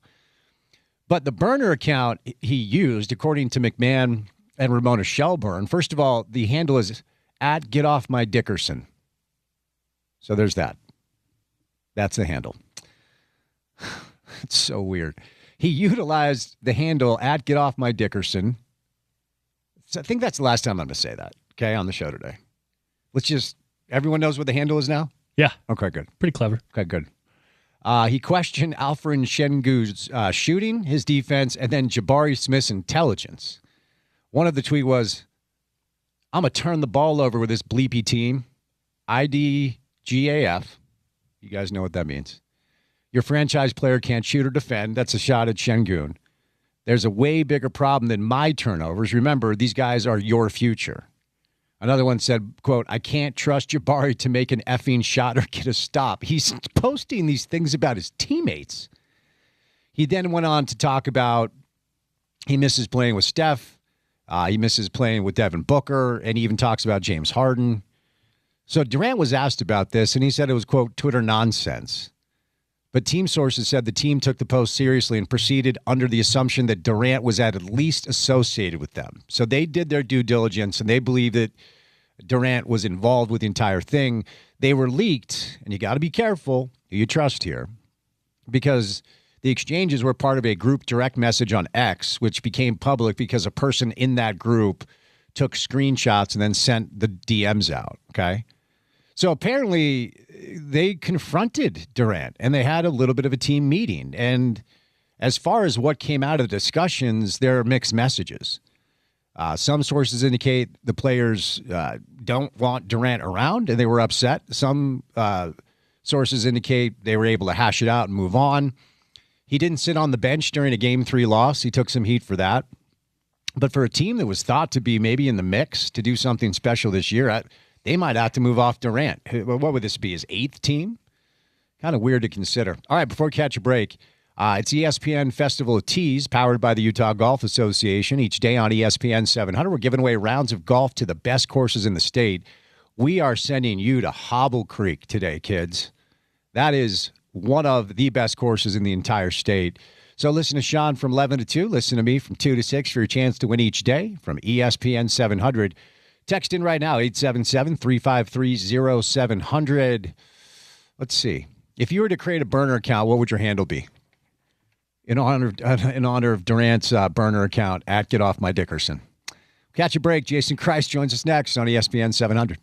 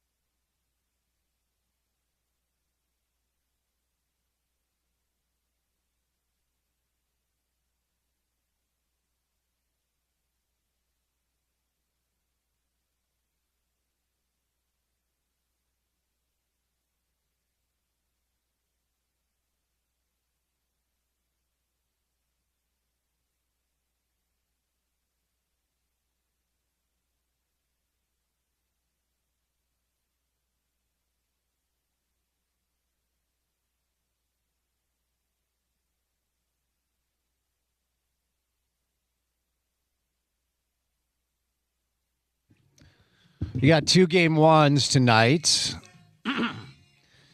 in pro basketball. The NBA playoffs rolling along.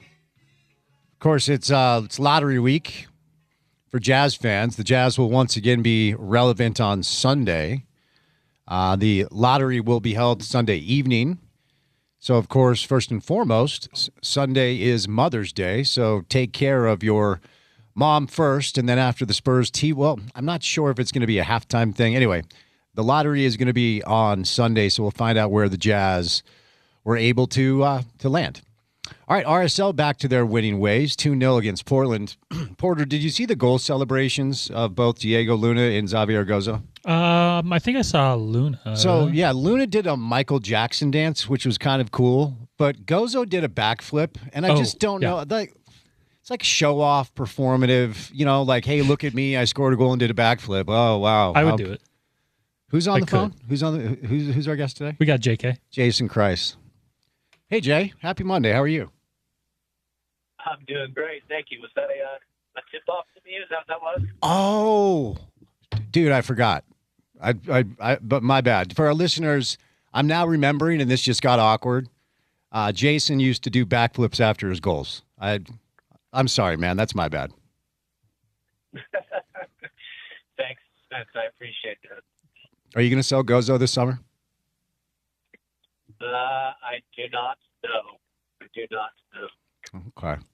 Well, I wonder, I was talking to Dunny about this. I guess Aston Villa bought a player from Chicago for $15 million. I'll just simply ask you, is there a number that you just have to say yes to? If you get the offer, you just kind of have to do it? Yeah, I think with any valuation of any trade or sale, there is always going to be a number that you're just like, okay, for that price, we could go out and buy 3 really high-quality players. So ultimately, everything needs to be put through the lens of, is it going to help us win? So that will be the main decision maker for us. When this process is kind of on top of mind, I'm just curious how it works, because Gozo he's now on record saying he wants to play in Europe. Not like that's breaking news for any young player. Everybody wants to get to the spot where they could potentially make the most money and showcase their talents. But now that we know that this is what he wants to do, how do you guys handle the process? Like, if you get an offer, hypothetically speaking, Aston Villa, whatever, 18 mil or something like that, do you then talk to Gozo? Do you then go to the agent and say, okay, this is what we're dealing with? Or are you just kind of making this decision based off what's best for the club, period?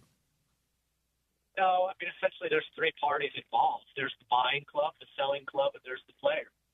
So ultimately, the buying club has to make an agreement with 2 parties, has to make an agreement with the selling club, and then has to make an individual agreement with the player on what his salary will be. So those conversations happen through agents. So typically, all those conversations are ongoing at the same time. But first and foremost, the selling club, which is Real Salt Lake, has to be satisfied. And as of this point, we are not. So there's a long way to go. So Pablo was talking about look, of course, if you're the coach and you're the president, so you want good players playing on your team. It's not rocket science. But also, what would be best for Gozo? Because is there a chance that, he's bought by a club and then loaned to some random team in the middle of nowhere? And it feels like, and I'm not coming at this with any level of expertise, but maybe what's best for the kid is to continue to grow and develop here, and know that he is going to be taken care of. He is going to be valued. He is going to get playing time. He's going to continue to develop, instead of launching into this world of unknowns at such a young age. I'm kind of just talking out loud at this point. What do you think? No, I think this is where it can get a little uncomfortable, because as the club that has a contract with him, and let's not forget, by the way, that this kid is one of our own, right? He's been with us since he's 14 years old, and so there is definitely an emotional connection there, where we would love to help him do what's the absolute best for him as well. And so from purely a developmental perspective,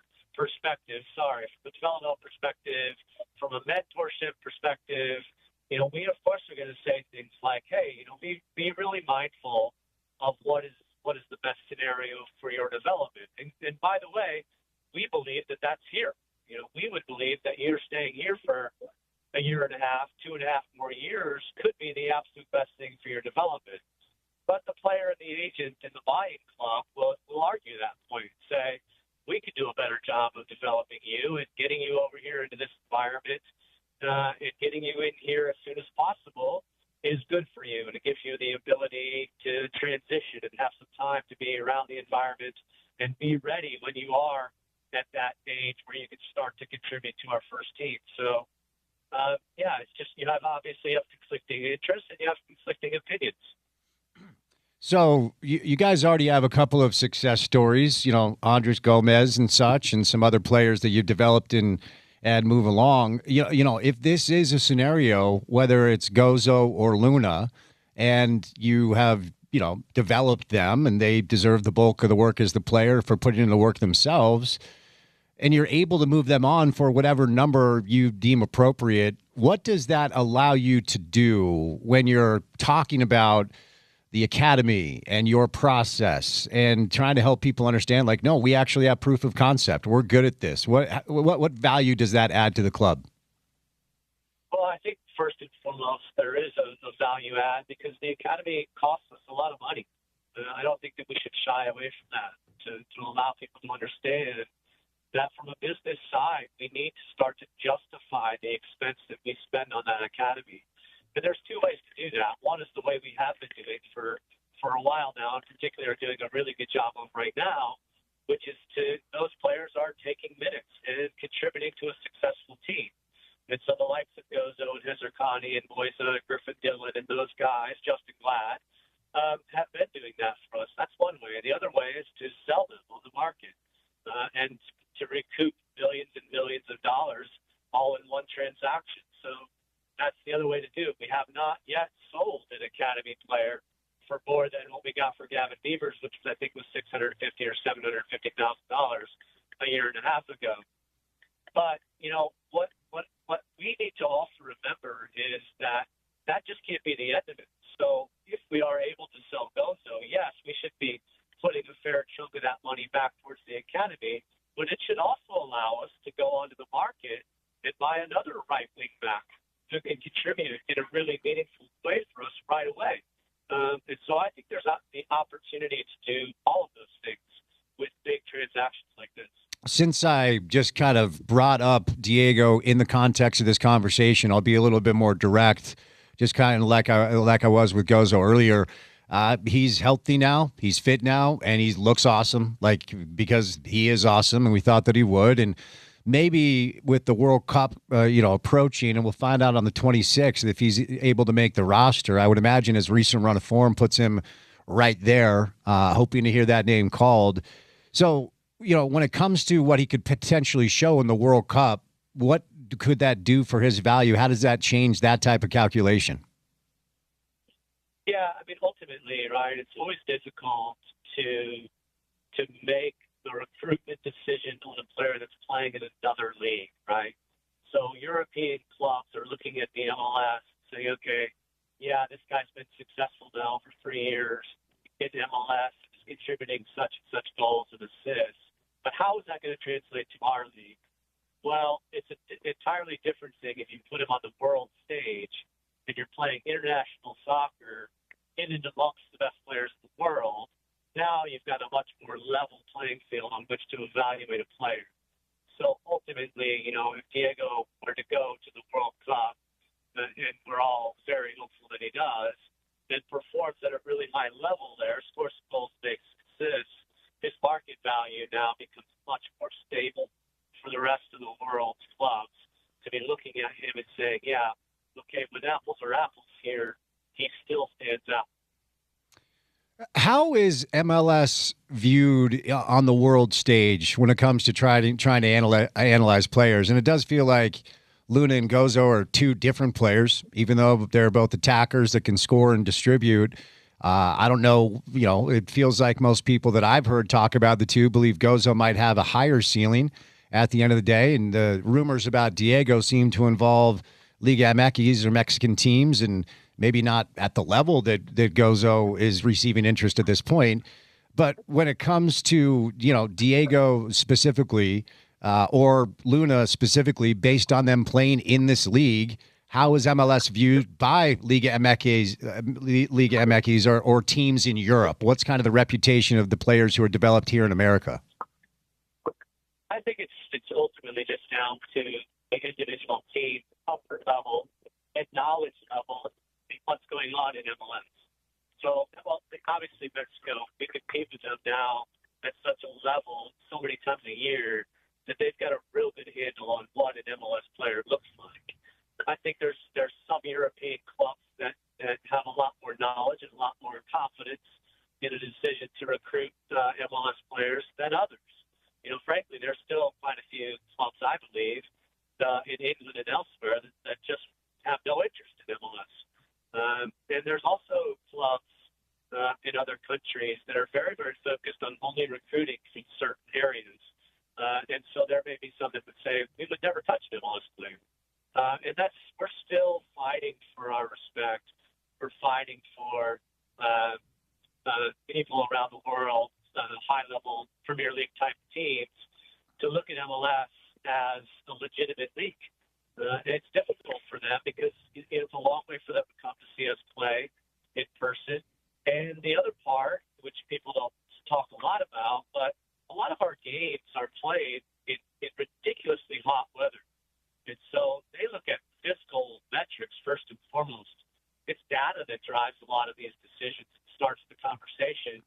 And when our players are playing in, 90 to 100 degree weather at 90% humidity, they're not able to cover some of the physical metrics that teams in the Premiership do. So I think it's a starting point for that conversation. We get left out of a lot of those conversations. Do you like the upcoming calendar switch? Do you think it's going to alleviate some of these concerns you're discussing? I do. I really do. Again, let's just talk about the specific player that we've been discussing, right? Gozu. So if we are at the end of our season coming up here in May, and we've got an English club that wants to come and purchase him, that's a different conversation when you have a lot of time to then go and replace that player. But when it's in the middle of a season and now you're trying to make a decision about bringing somebody in and his adapting to the league, whether or not he's going to be successful in their league, it just becomes a completely different calculus. So I think aligning us with the rest of the world from that perspective would be better. I think aligning us, the fact that we won't be playing in the middle of the summer, also puts us to different conversations, as I said before. I know the league is taking into consideration teams that play in places, and we would have been able to get away with it just fine this year, ironically enough, with our weather pattern. But more often than not, the games that will be played here in certain times of the year probably bring snow and cold. And so, two-pronged question: what sort of consideration has the league taken for the RSLs and Colorados, et cetera? And then what sort of adjustments do you think will be made to the building by the Miller Entertainment Group to maybe make sure that when there's snow and cold, it's not miserable for consumers? Yeah, the first part of that question is the league has told us that they're going to be very intentional about scheduling. So they'll be looking, probably no home December game. Same thing with February, and then a little bit of consideration in November. So I think that we are looking to things like that to potentially alleviate the majority of the problem. I also think that we've spoken with ownership, and we are looking at, of course, we're going to need to have our field heated. We're going to need it to be able to melt snow and not have it ice up in those months. And so we're looking at what the sort of infrastructure resources we're going to have to put into that, as well as other things like potential more covering of seats with more of the with more of a roof factor. We're looking at heated seats. We're looking at all the options. So we understand that it's going to be a challenge, and we're ahead of addressing most of those challenges. All right, let's move over to some storylines, regarding the team right now. Before we get to Portland, I haven't been able to talk to you since I believe you pronounce it Lionel Messi. the Miami experience. And I wasn't even going to go. I lucked into it because my father last minute decided to fly out and go, so I wanted to hang out with him. And I'm glad we went. I thought it was awesome. I still don't know that I fully comprehend just what a titan he is and just the reaction. I mean, look, you've been here a long time. You left us and you came back, but if the question was always, how do we get fans in seats to start the game? The answer appears to be, well, let's just have Messi play here as much as possible. But your thoughts on the experience, start to finish, Jay, like what it was like leading up to it, what you guys had to do to get ready, and now that the game is behind us, I know you lost, but what was that night like for you? Oh, it was spectacular, Spence. No doubt about it. All of the work that the business side and ownership put into that game was monumental. Hats off to everything that they did, ticketing, sponsorship. Just, everything was fantastically done and fantastically organized, and everything I thought came off with a bang from the business side. From the soccer side, it's been an interesting sort of reflection because I think at the end of the day, certainly we capitalized on it and certainly we made a big to-do about everything that was there.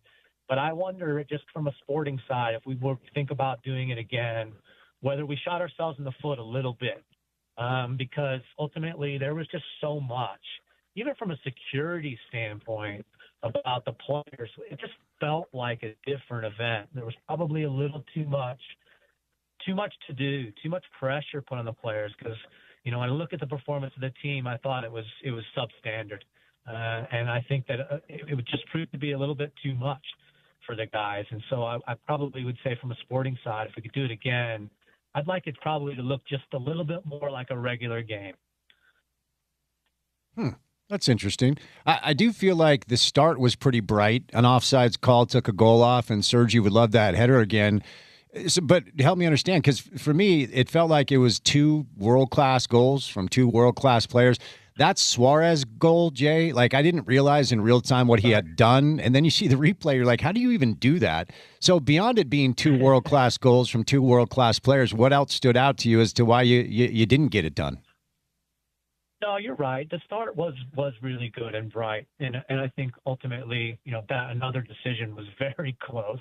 Not so sure about that decision, and then Sergi probably should have scored the header. So there was some bright stuff in the first 15 minutes. I just felt like it was a ragged game. I mean, to be honest, I didn't think either team played really well. And just going on what we had seen the week before.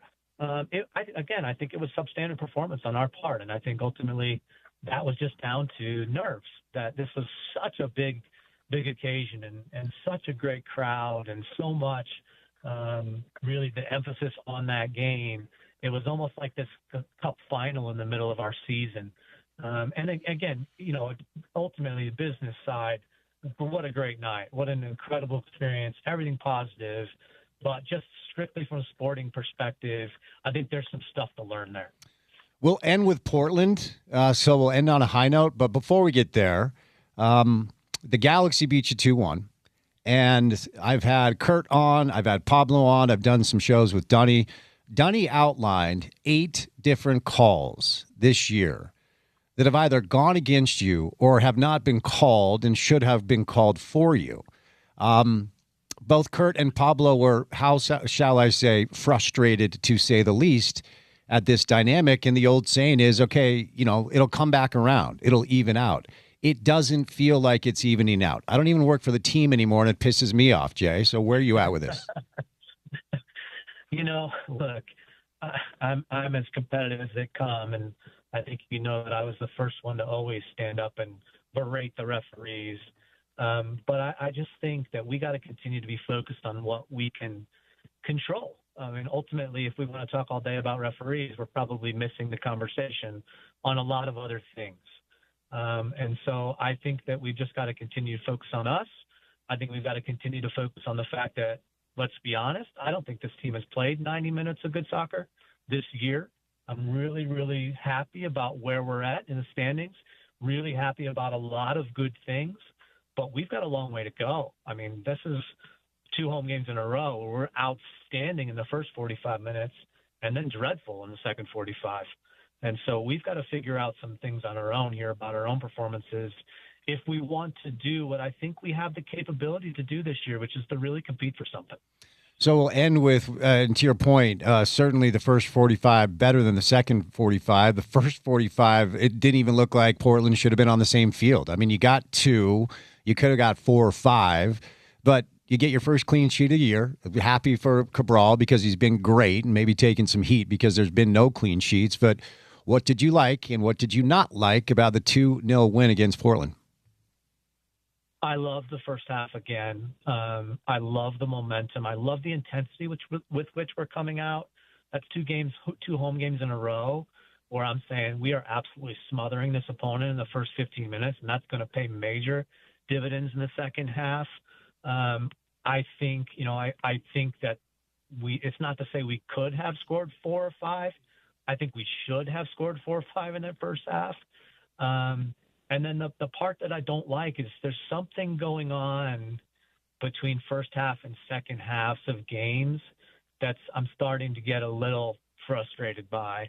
And so, we'll sit down with the coaches tomorrow actually and try to delve into what are the things that we can do a better job of so that we are continuing that sort of dominance and not just really kind of sitting back and almost waiting for the game to end. If you sign a DP this summer, will you do a backflip to celebrate? I wish I could still do a backflip, Spence. So the answer is I would like to, but no. What would happen if you tried? I would hurt myself without a doubt. All right, well, let's not do that then, Jay. Thanks for the time, bud. Be good. We'll chat soon. Thanks for having me. Bye-bye. Jason Kreis, president of soccer for Real Salt Lake and the Utah Royals. A little love for the ladies. They've won 4 straight matches. RSL back in action against Dallas. They're currently 6th in the West with 19 points, playing some really, really good soccer.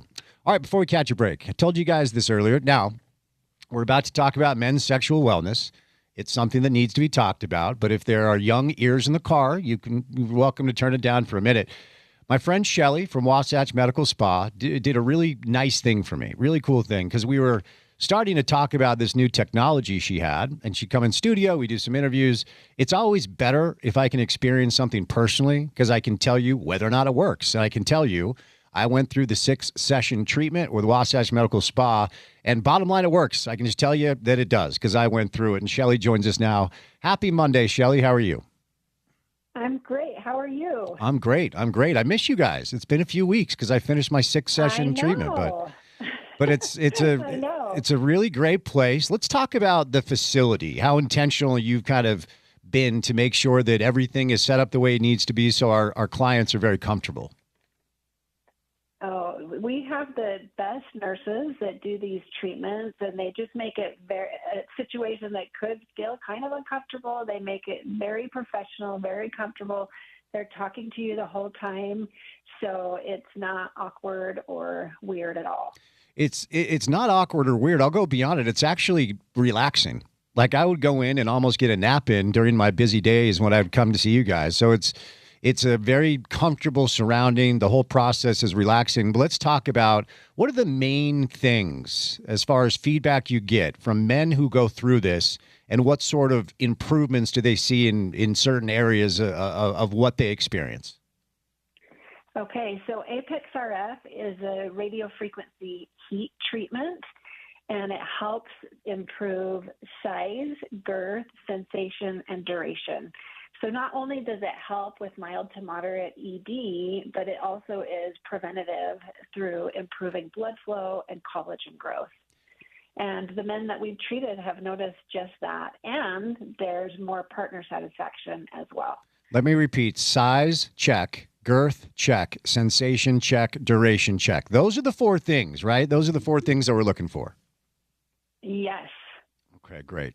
Now, look, before I set you loose, we have a special offer for listeners who book online today at wasatchmedicalspa.com. Shelly, let's hear it. Okay, so mention ESPN Sports Radio, and men will receive 50% off their first treatment in the series, which is a $300 savings. Awesome. Shelly, thanks for the time. Be well. Chat soon, okay? Okay, thank you. Okay, let me repeat. You book online right now at wasatchmedicalspa.com. It's wasatchmedicalspa.com, wasatchmedicalspa.com. Free consultation, no obligation. Definitely go do that. And then $300, 50% off your first treatment with our friends at Wasatch Medical Spa. Highly recommended. Catch a break. Some college football coming up next with our friend Matt Brown. Then we'll get to the 5 o'clock hour of the show, and we will say goodnight at 6 right here on ESPN 700.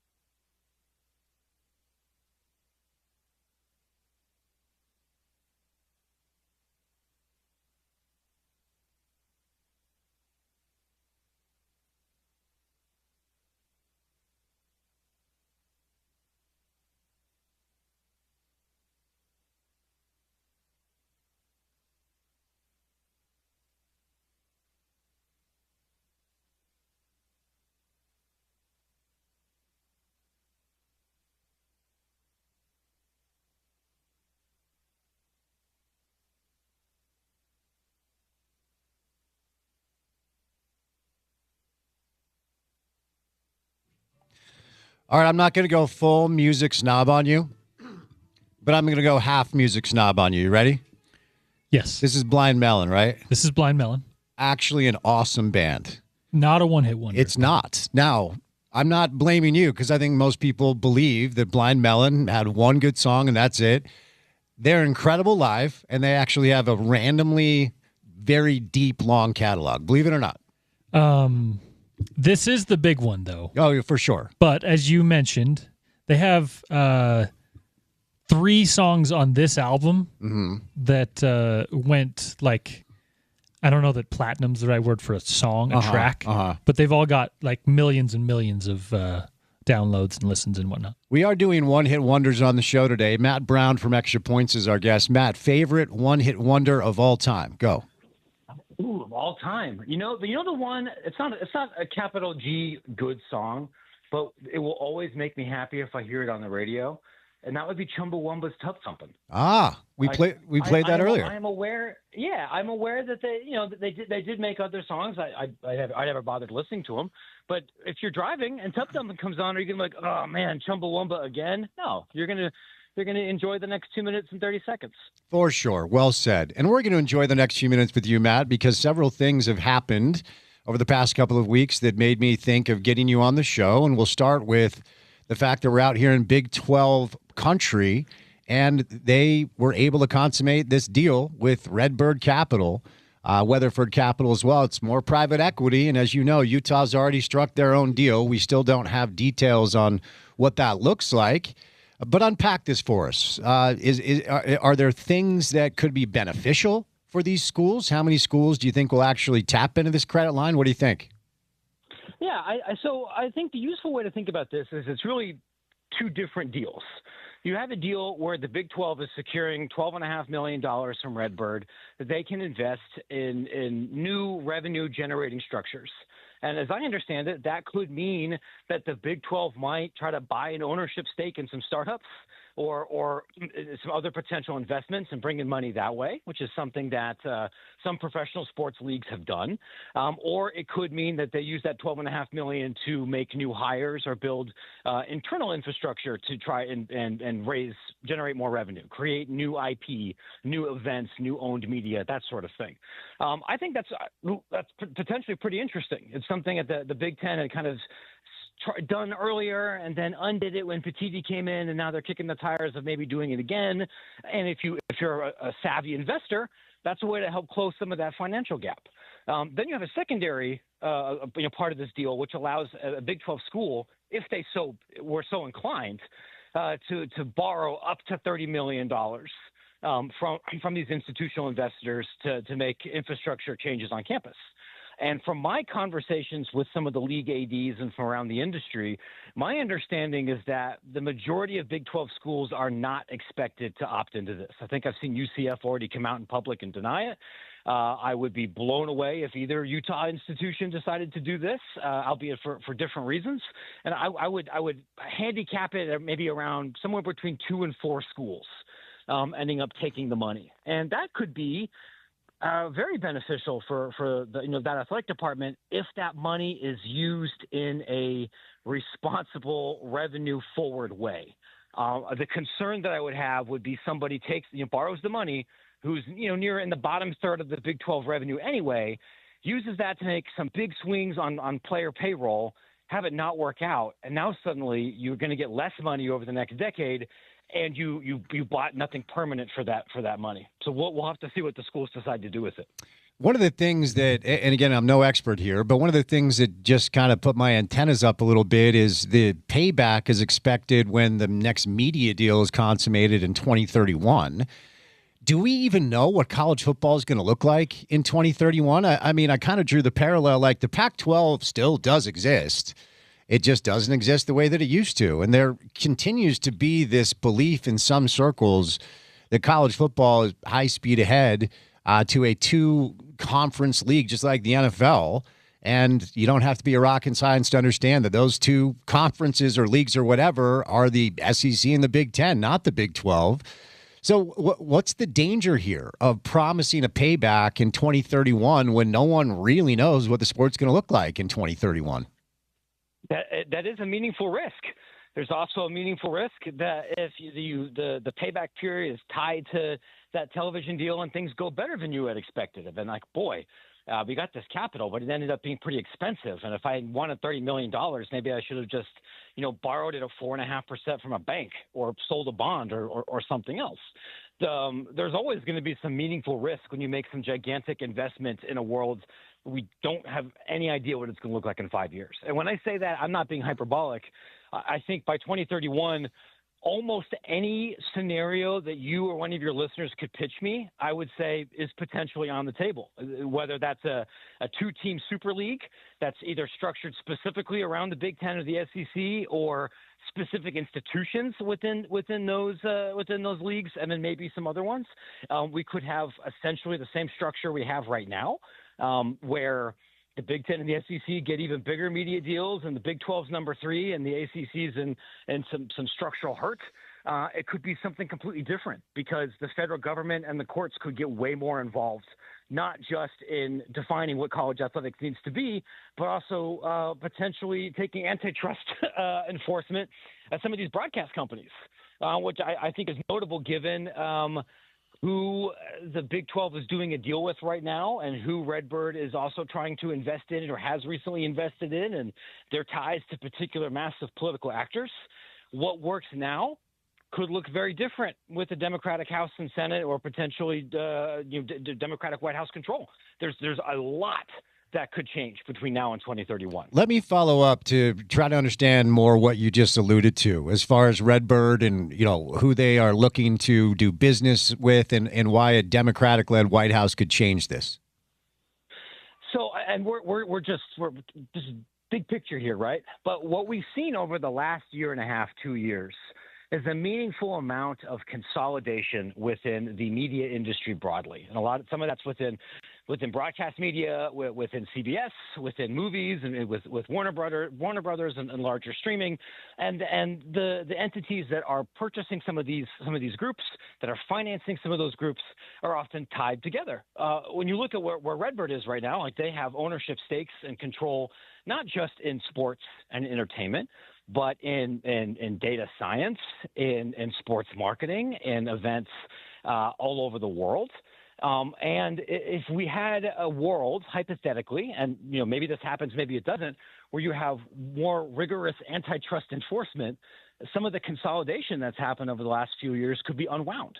And that is a meaningful thing to track in the college sports world, because on one hand, if you break up CBS or NBC or some of these other, or Amazon in some capacity, that could create more potential bidders for your rights, or it could create more entities, but nobody will have enough capital to actually hit the multiple that you want. I think it's very difficult to say with certainty this is what the bidding rights marketplace is going to look like in a couple of years.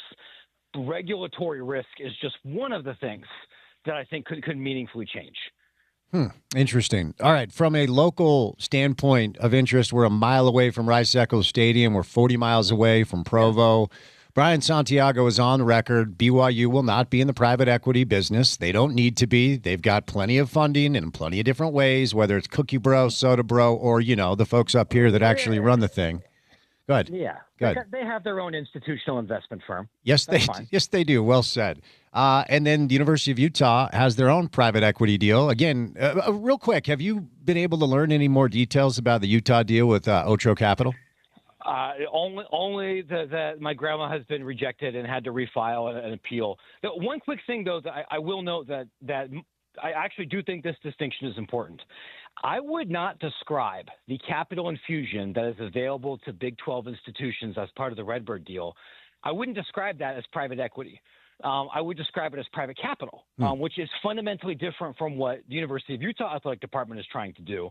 The difference here is, are you selling an ownership stake or some level of control in your assets, or are you just borrowing money to get repaid in the future? And my understanding is that Redbird's saying, like, hey, we'll give you 10, 20, 30 million bucks, and we're gonna want it to be repaid, but we're not buying a chunk. We're not buying any percentage of operations or control of your athletic department. So you could take this money and theoretically say with a straight face, we're not doing business with private capital. That being said, I don't expect BYU to take the money. What about Utah? Now, Taylor Randall, the president of the school, he has a business background, and this is kind of in his wheelhouse. I don't have a feel or a lean one way or the other about Utah maybe taking this credit line. What do you think? I would be very surprised if Utah decides to do this because of what it might mean to the much larger actual equity-backed investment vehicle that they're trying to do with their athletic department. If you're already looking to move control, some measure of control and all of these revenue streams into this different firm, why would you go take on even more debt and capital or more debt from an entity that's not part of that group? If you somehow needed access to liquid cash above and beyond the gigantic lump sum money that you're supposed to get from Otro Capital, I think you got maybe some bigger problems to worry about. Like the schools that I think are more likely to accept this money, I think are going to come in either one of two groups from what I've been hearing. One would be institutions that joined the Big 12 relatively recently and still have some, I guess, legacy facilities that need to be upgraded. And that could mean physical facilities or staffing. The two I would specifically look at here would be Houston and Cincinnati, who, especially Houston being at the bottom end of revenue in this league, and while they are spending for men's basketball, staffing and operational wise, along with everybody else, they're generally near the bottom for most other sports. And I could see Houston potentially taking some of this money to ramp up that investment.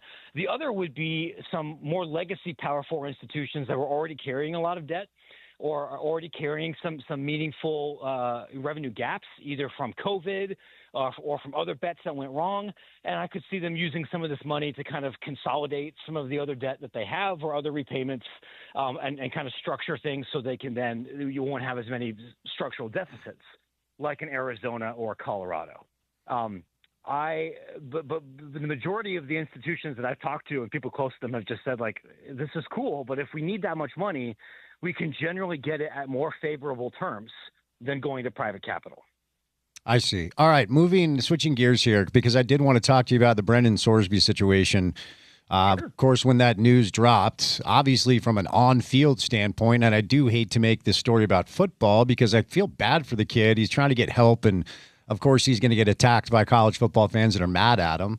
But from a football standpoint, if you're Utah or BYU, the other two teams that are thought to be maybe right there with Tech, you're hoping that this changes the competitive landscape of the Big 12. But the bigger conversation is simply where we are at with this dynamic and how problematic it seems to be and what's next for Sorsby. I don't know that he's going to play college football. I think his career is probably over. It's a great it's a great question. If he has retained the services of the one lawyer that scares the NCAA more than anybody, it's Mr. Jeff Kessler. Yep. of the House settlement fame.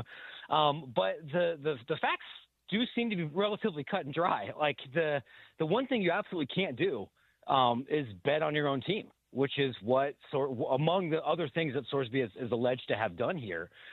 Whether it ends up being a multi-game suspension or a year-long suspension, a ban, being sent right to the NFL supplemental draft, we're not sure because I don't think we've had a case exactly like this with this volume and with this high profile of an athlete.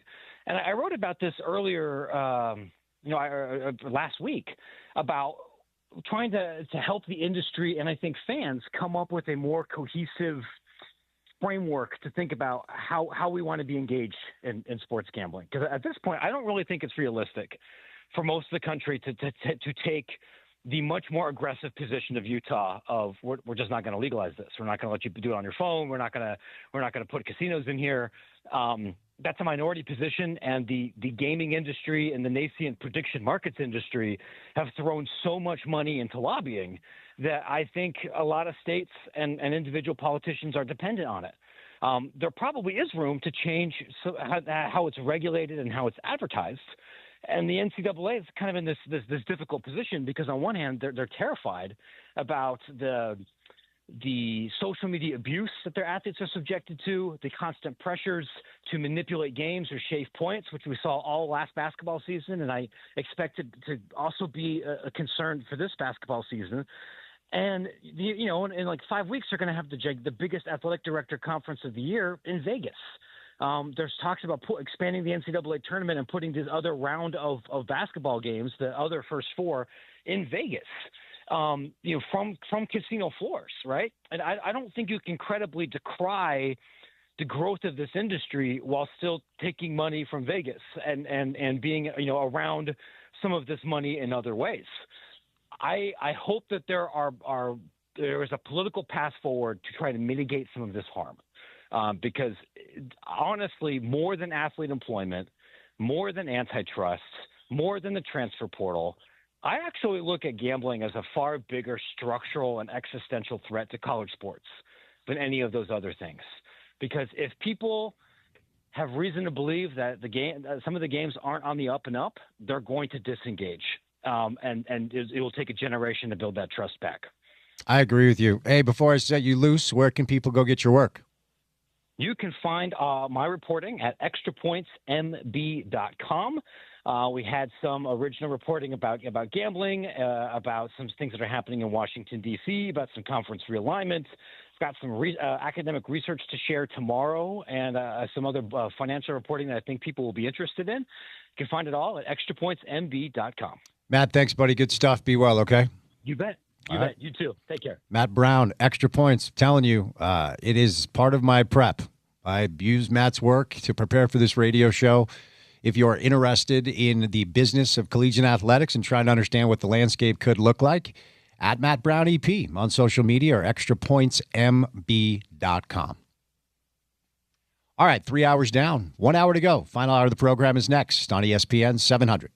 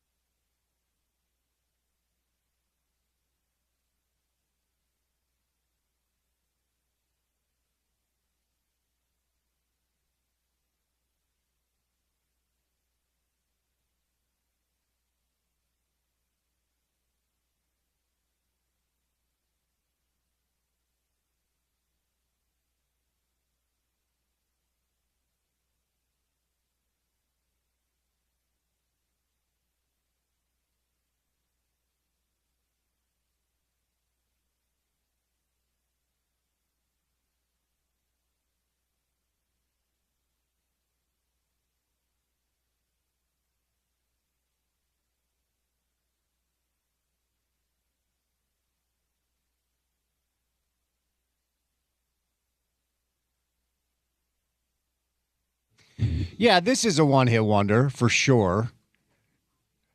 What year did you have the year in front of you when this came out? No. I'm trying to think.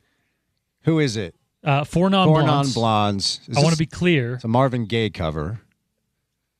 A one-hit wonder, but Linda Perry, who is the singer here, she is also like behind the scenes on a bunch of other stuff. She is not a one-hit wonder, although her little group here is. Oh, okay. Good. Did you say Linda Perry? Linda Perry. Good Linda Perry knowledge. If she's not in the Songwriter Rock and Roll Hall of Fame, she should be. Okay. There you go. So one-hit wonders on the show today. What inspired this again? Why did we start this? Zolacek. Yeah. That's right. With Hey, Mickey. Hey, Mickey.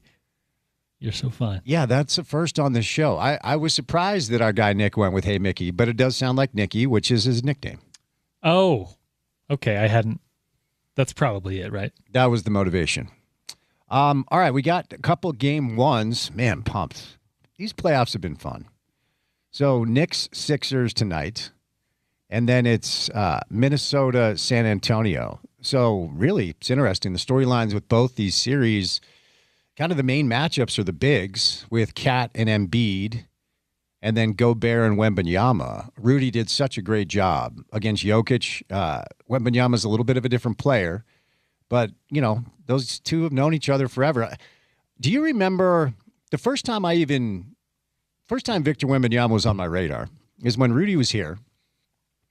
And I log online one day before the show, and there's this picture surfacing. I'm like, who is that dude that's like 5 inches taller than Rudy? I think Wembanyama may have been 14 or 15, but I think he was a teenager at the time. And then the clips started going around of Rudy and Wembanyama playing one-on-one. And Wemby's like doing crossovers and inside outs, and he's taking step-back threes. Because, you know, obviously Rudy is brilliant in his own right, but does not have near the offensive bag, shout out Doris Burke, that Wembanyama has.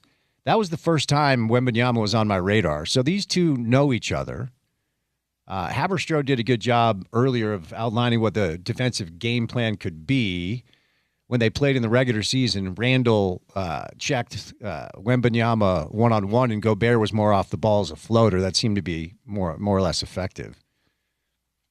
Do you remember that picture? Were you in the media scene when that started making the rounds? Yeah, I do remember that. And whenever you make Rudy Gobert specifically look not like a super freak alien, you've obviously got some pretty special non-teachable measurables that you can get. I think I saw Wembanyama. Someone sent me a video of him while he was like a youngster in France, and like you could tell, right, that it was special. The thing is, though, if you rewind, Spence, less than a half decade ago, maybe a little over a half decade ago, the odds of someone coming from Europe to play in the NBA weren't necessarily as high if they were one of those top flight players as they are now.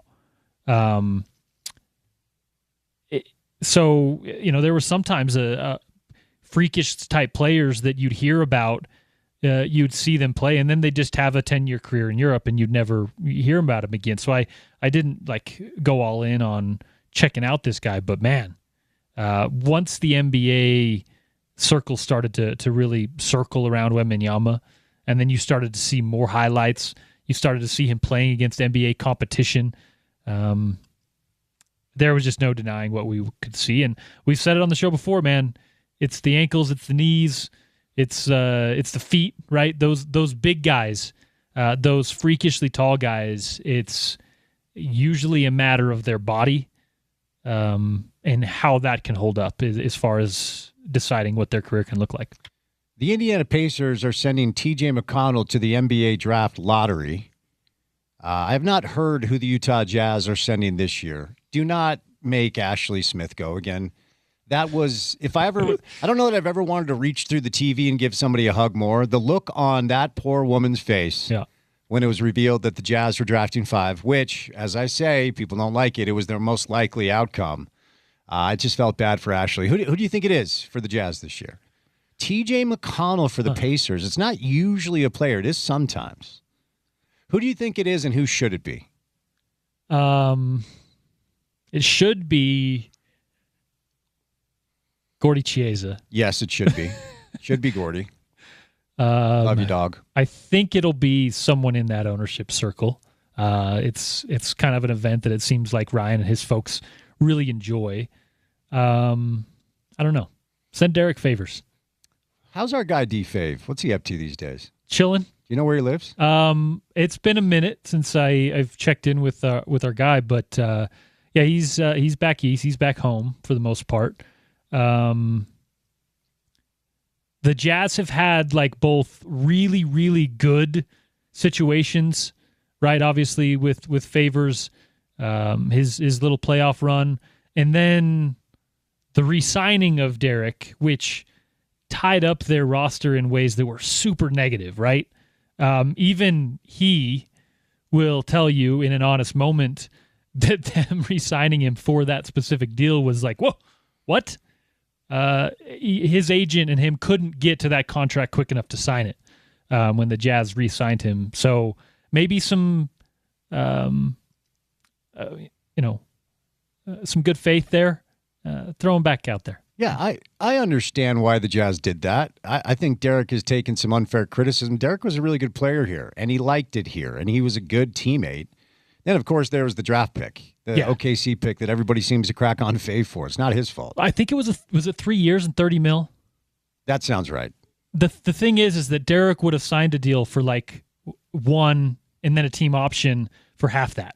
So I think that's sometimes where it is, but as you said, that was a little bit of the Jazz giving back to a guy who's, gave a lot to their franchise. It turned into a roster hindrance in many ways. It sounds a little Jerome Jamish. Have I ever told you the story of the Jerome James Knicks contract? I think so. Yeah. Like literally I had spoken to folks in his circle about this in Favor Circle, and they were like, we literally sprinted to get that contract and get it signed. 'Cause no other team, despite Derek being a good player, was gonna give him $30 million at that tail end. So before we say goodnight, can I just say that I'm nervous about Philly because I don't have any faith that Cat can bang with it. If Embiid stays healthy, this series may go the way of the Sixers. I'm with you. Yeah. I'm with you. Nervous for sure, and that is the main point of my nervousness is Joel Embiid, who is impossible if he's healthy.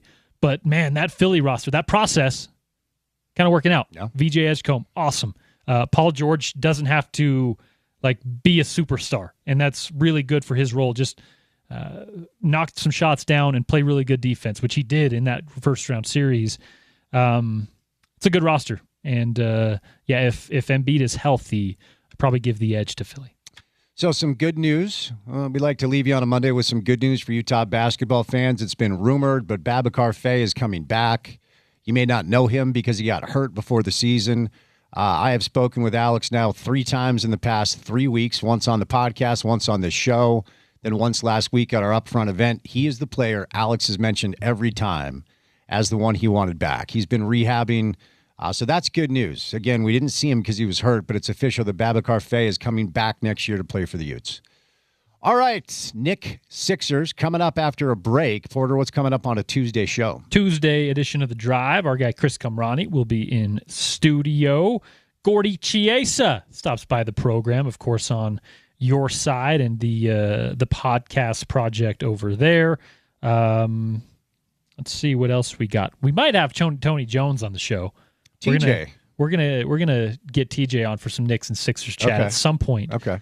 This week, and hoping for Ben Golliver of The Athletic talking some hoops as well. There you go. So that'll be a busy Tuesday show. We will say goodnight for this show on a Monday and say thank you to Nick Olachek, Tom Haberstroh, Jason Kreis, and Matt Brown for any of the sound you may have missed from the program today. The website is ESPN700sports.com. Download the mobile app, take us on the go. That ESPN 700 app is available in the App Store and the Google Play Store. And then support us digitally on the podcast side. It works because you can listen to whatever part of the show you want to on your time. And it helps us if you support it by following, subscribing, reviewing, rating. We all ask you to do it in every business, but definitely this one. You will be eternally blessed. For Porter, I'm Spence, saying goodnight. NBA playoff basketball coming up on the other side right here on your home of the Utes, ESPN 700.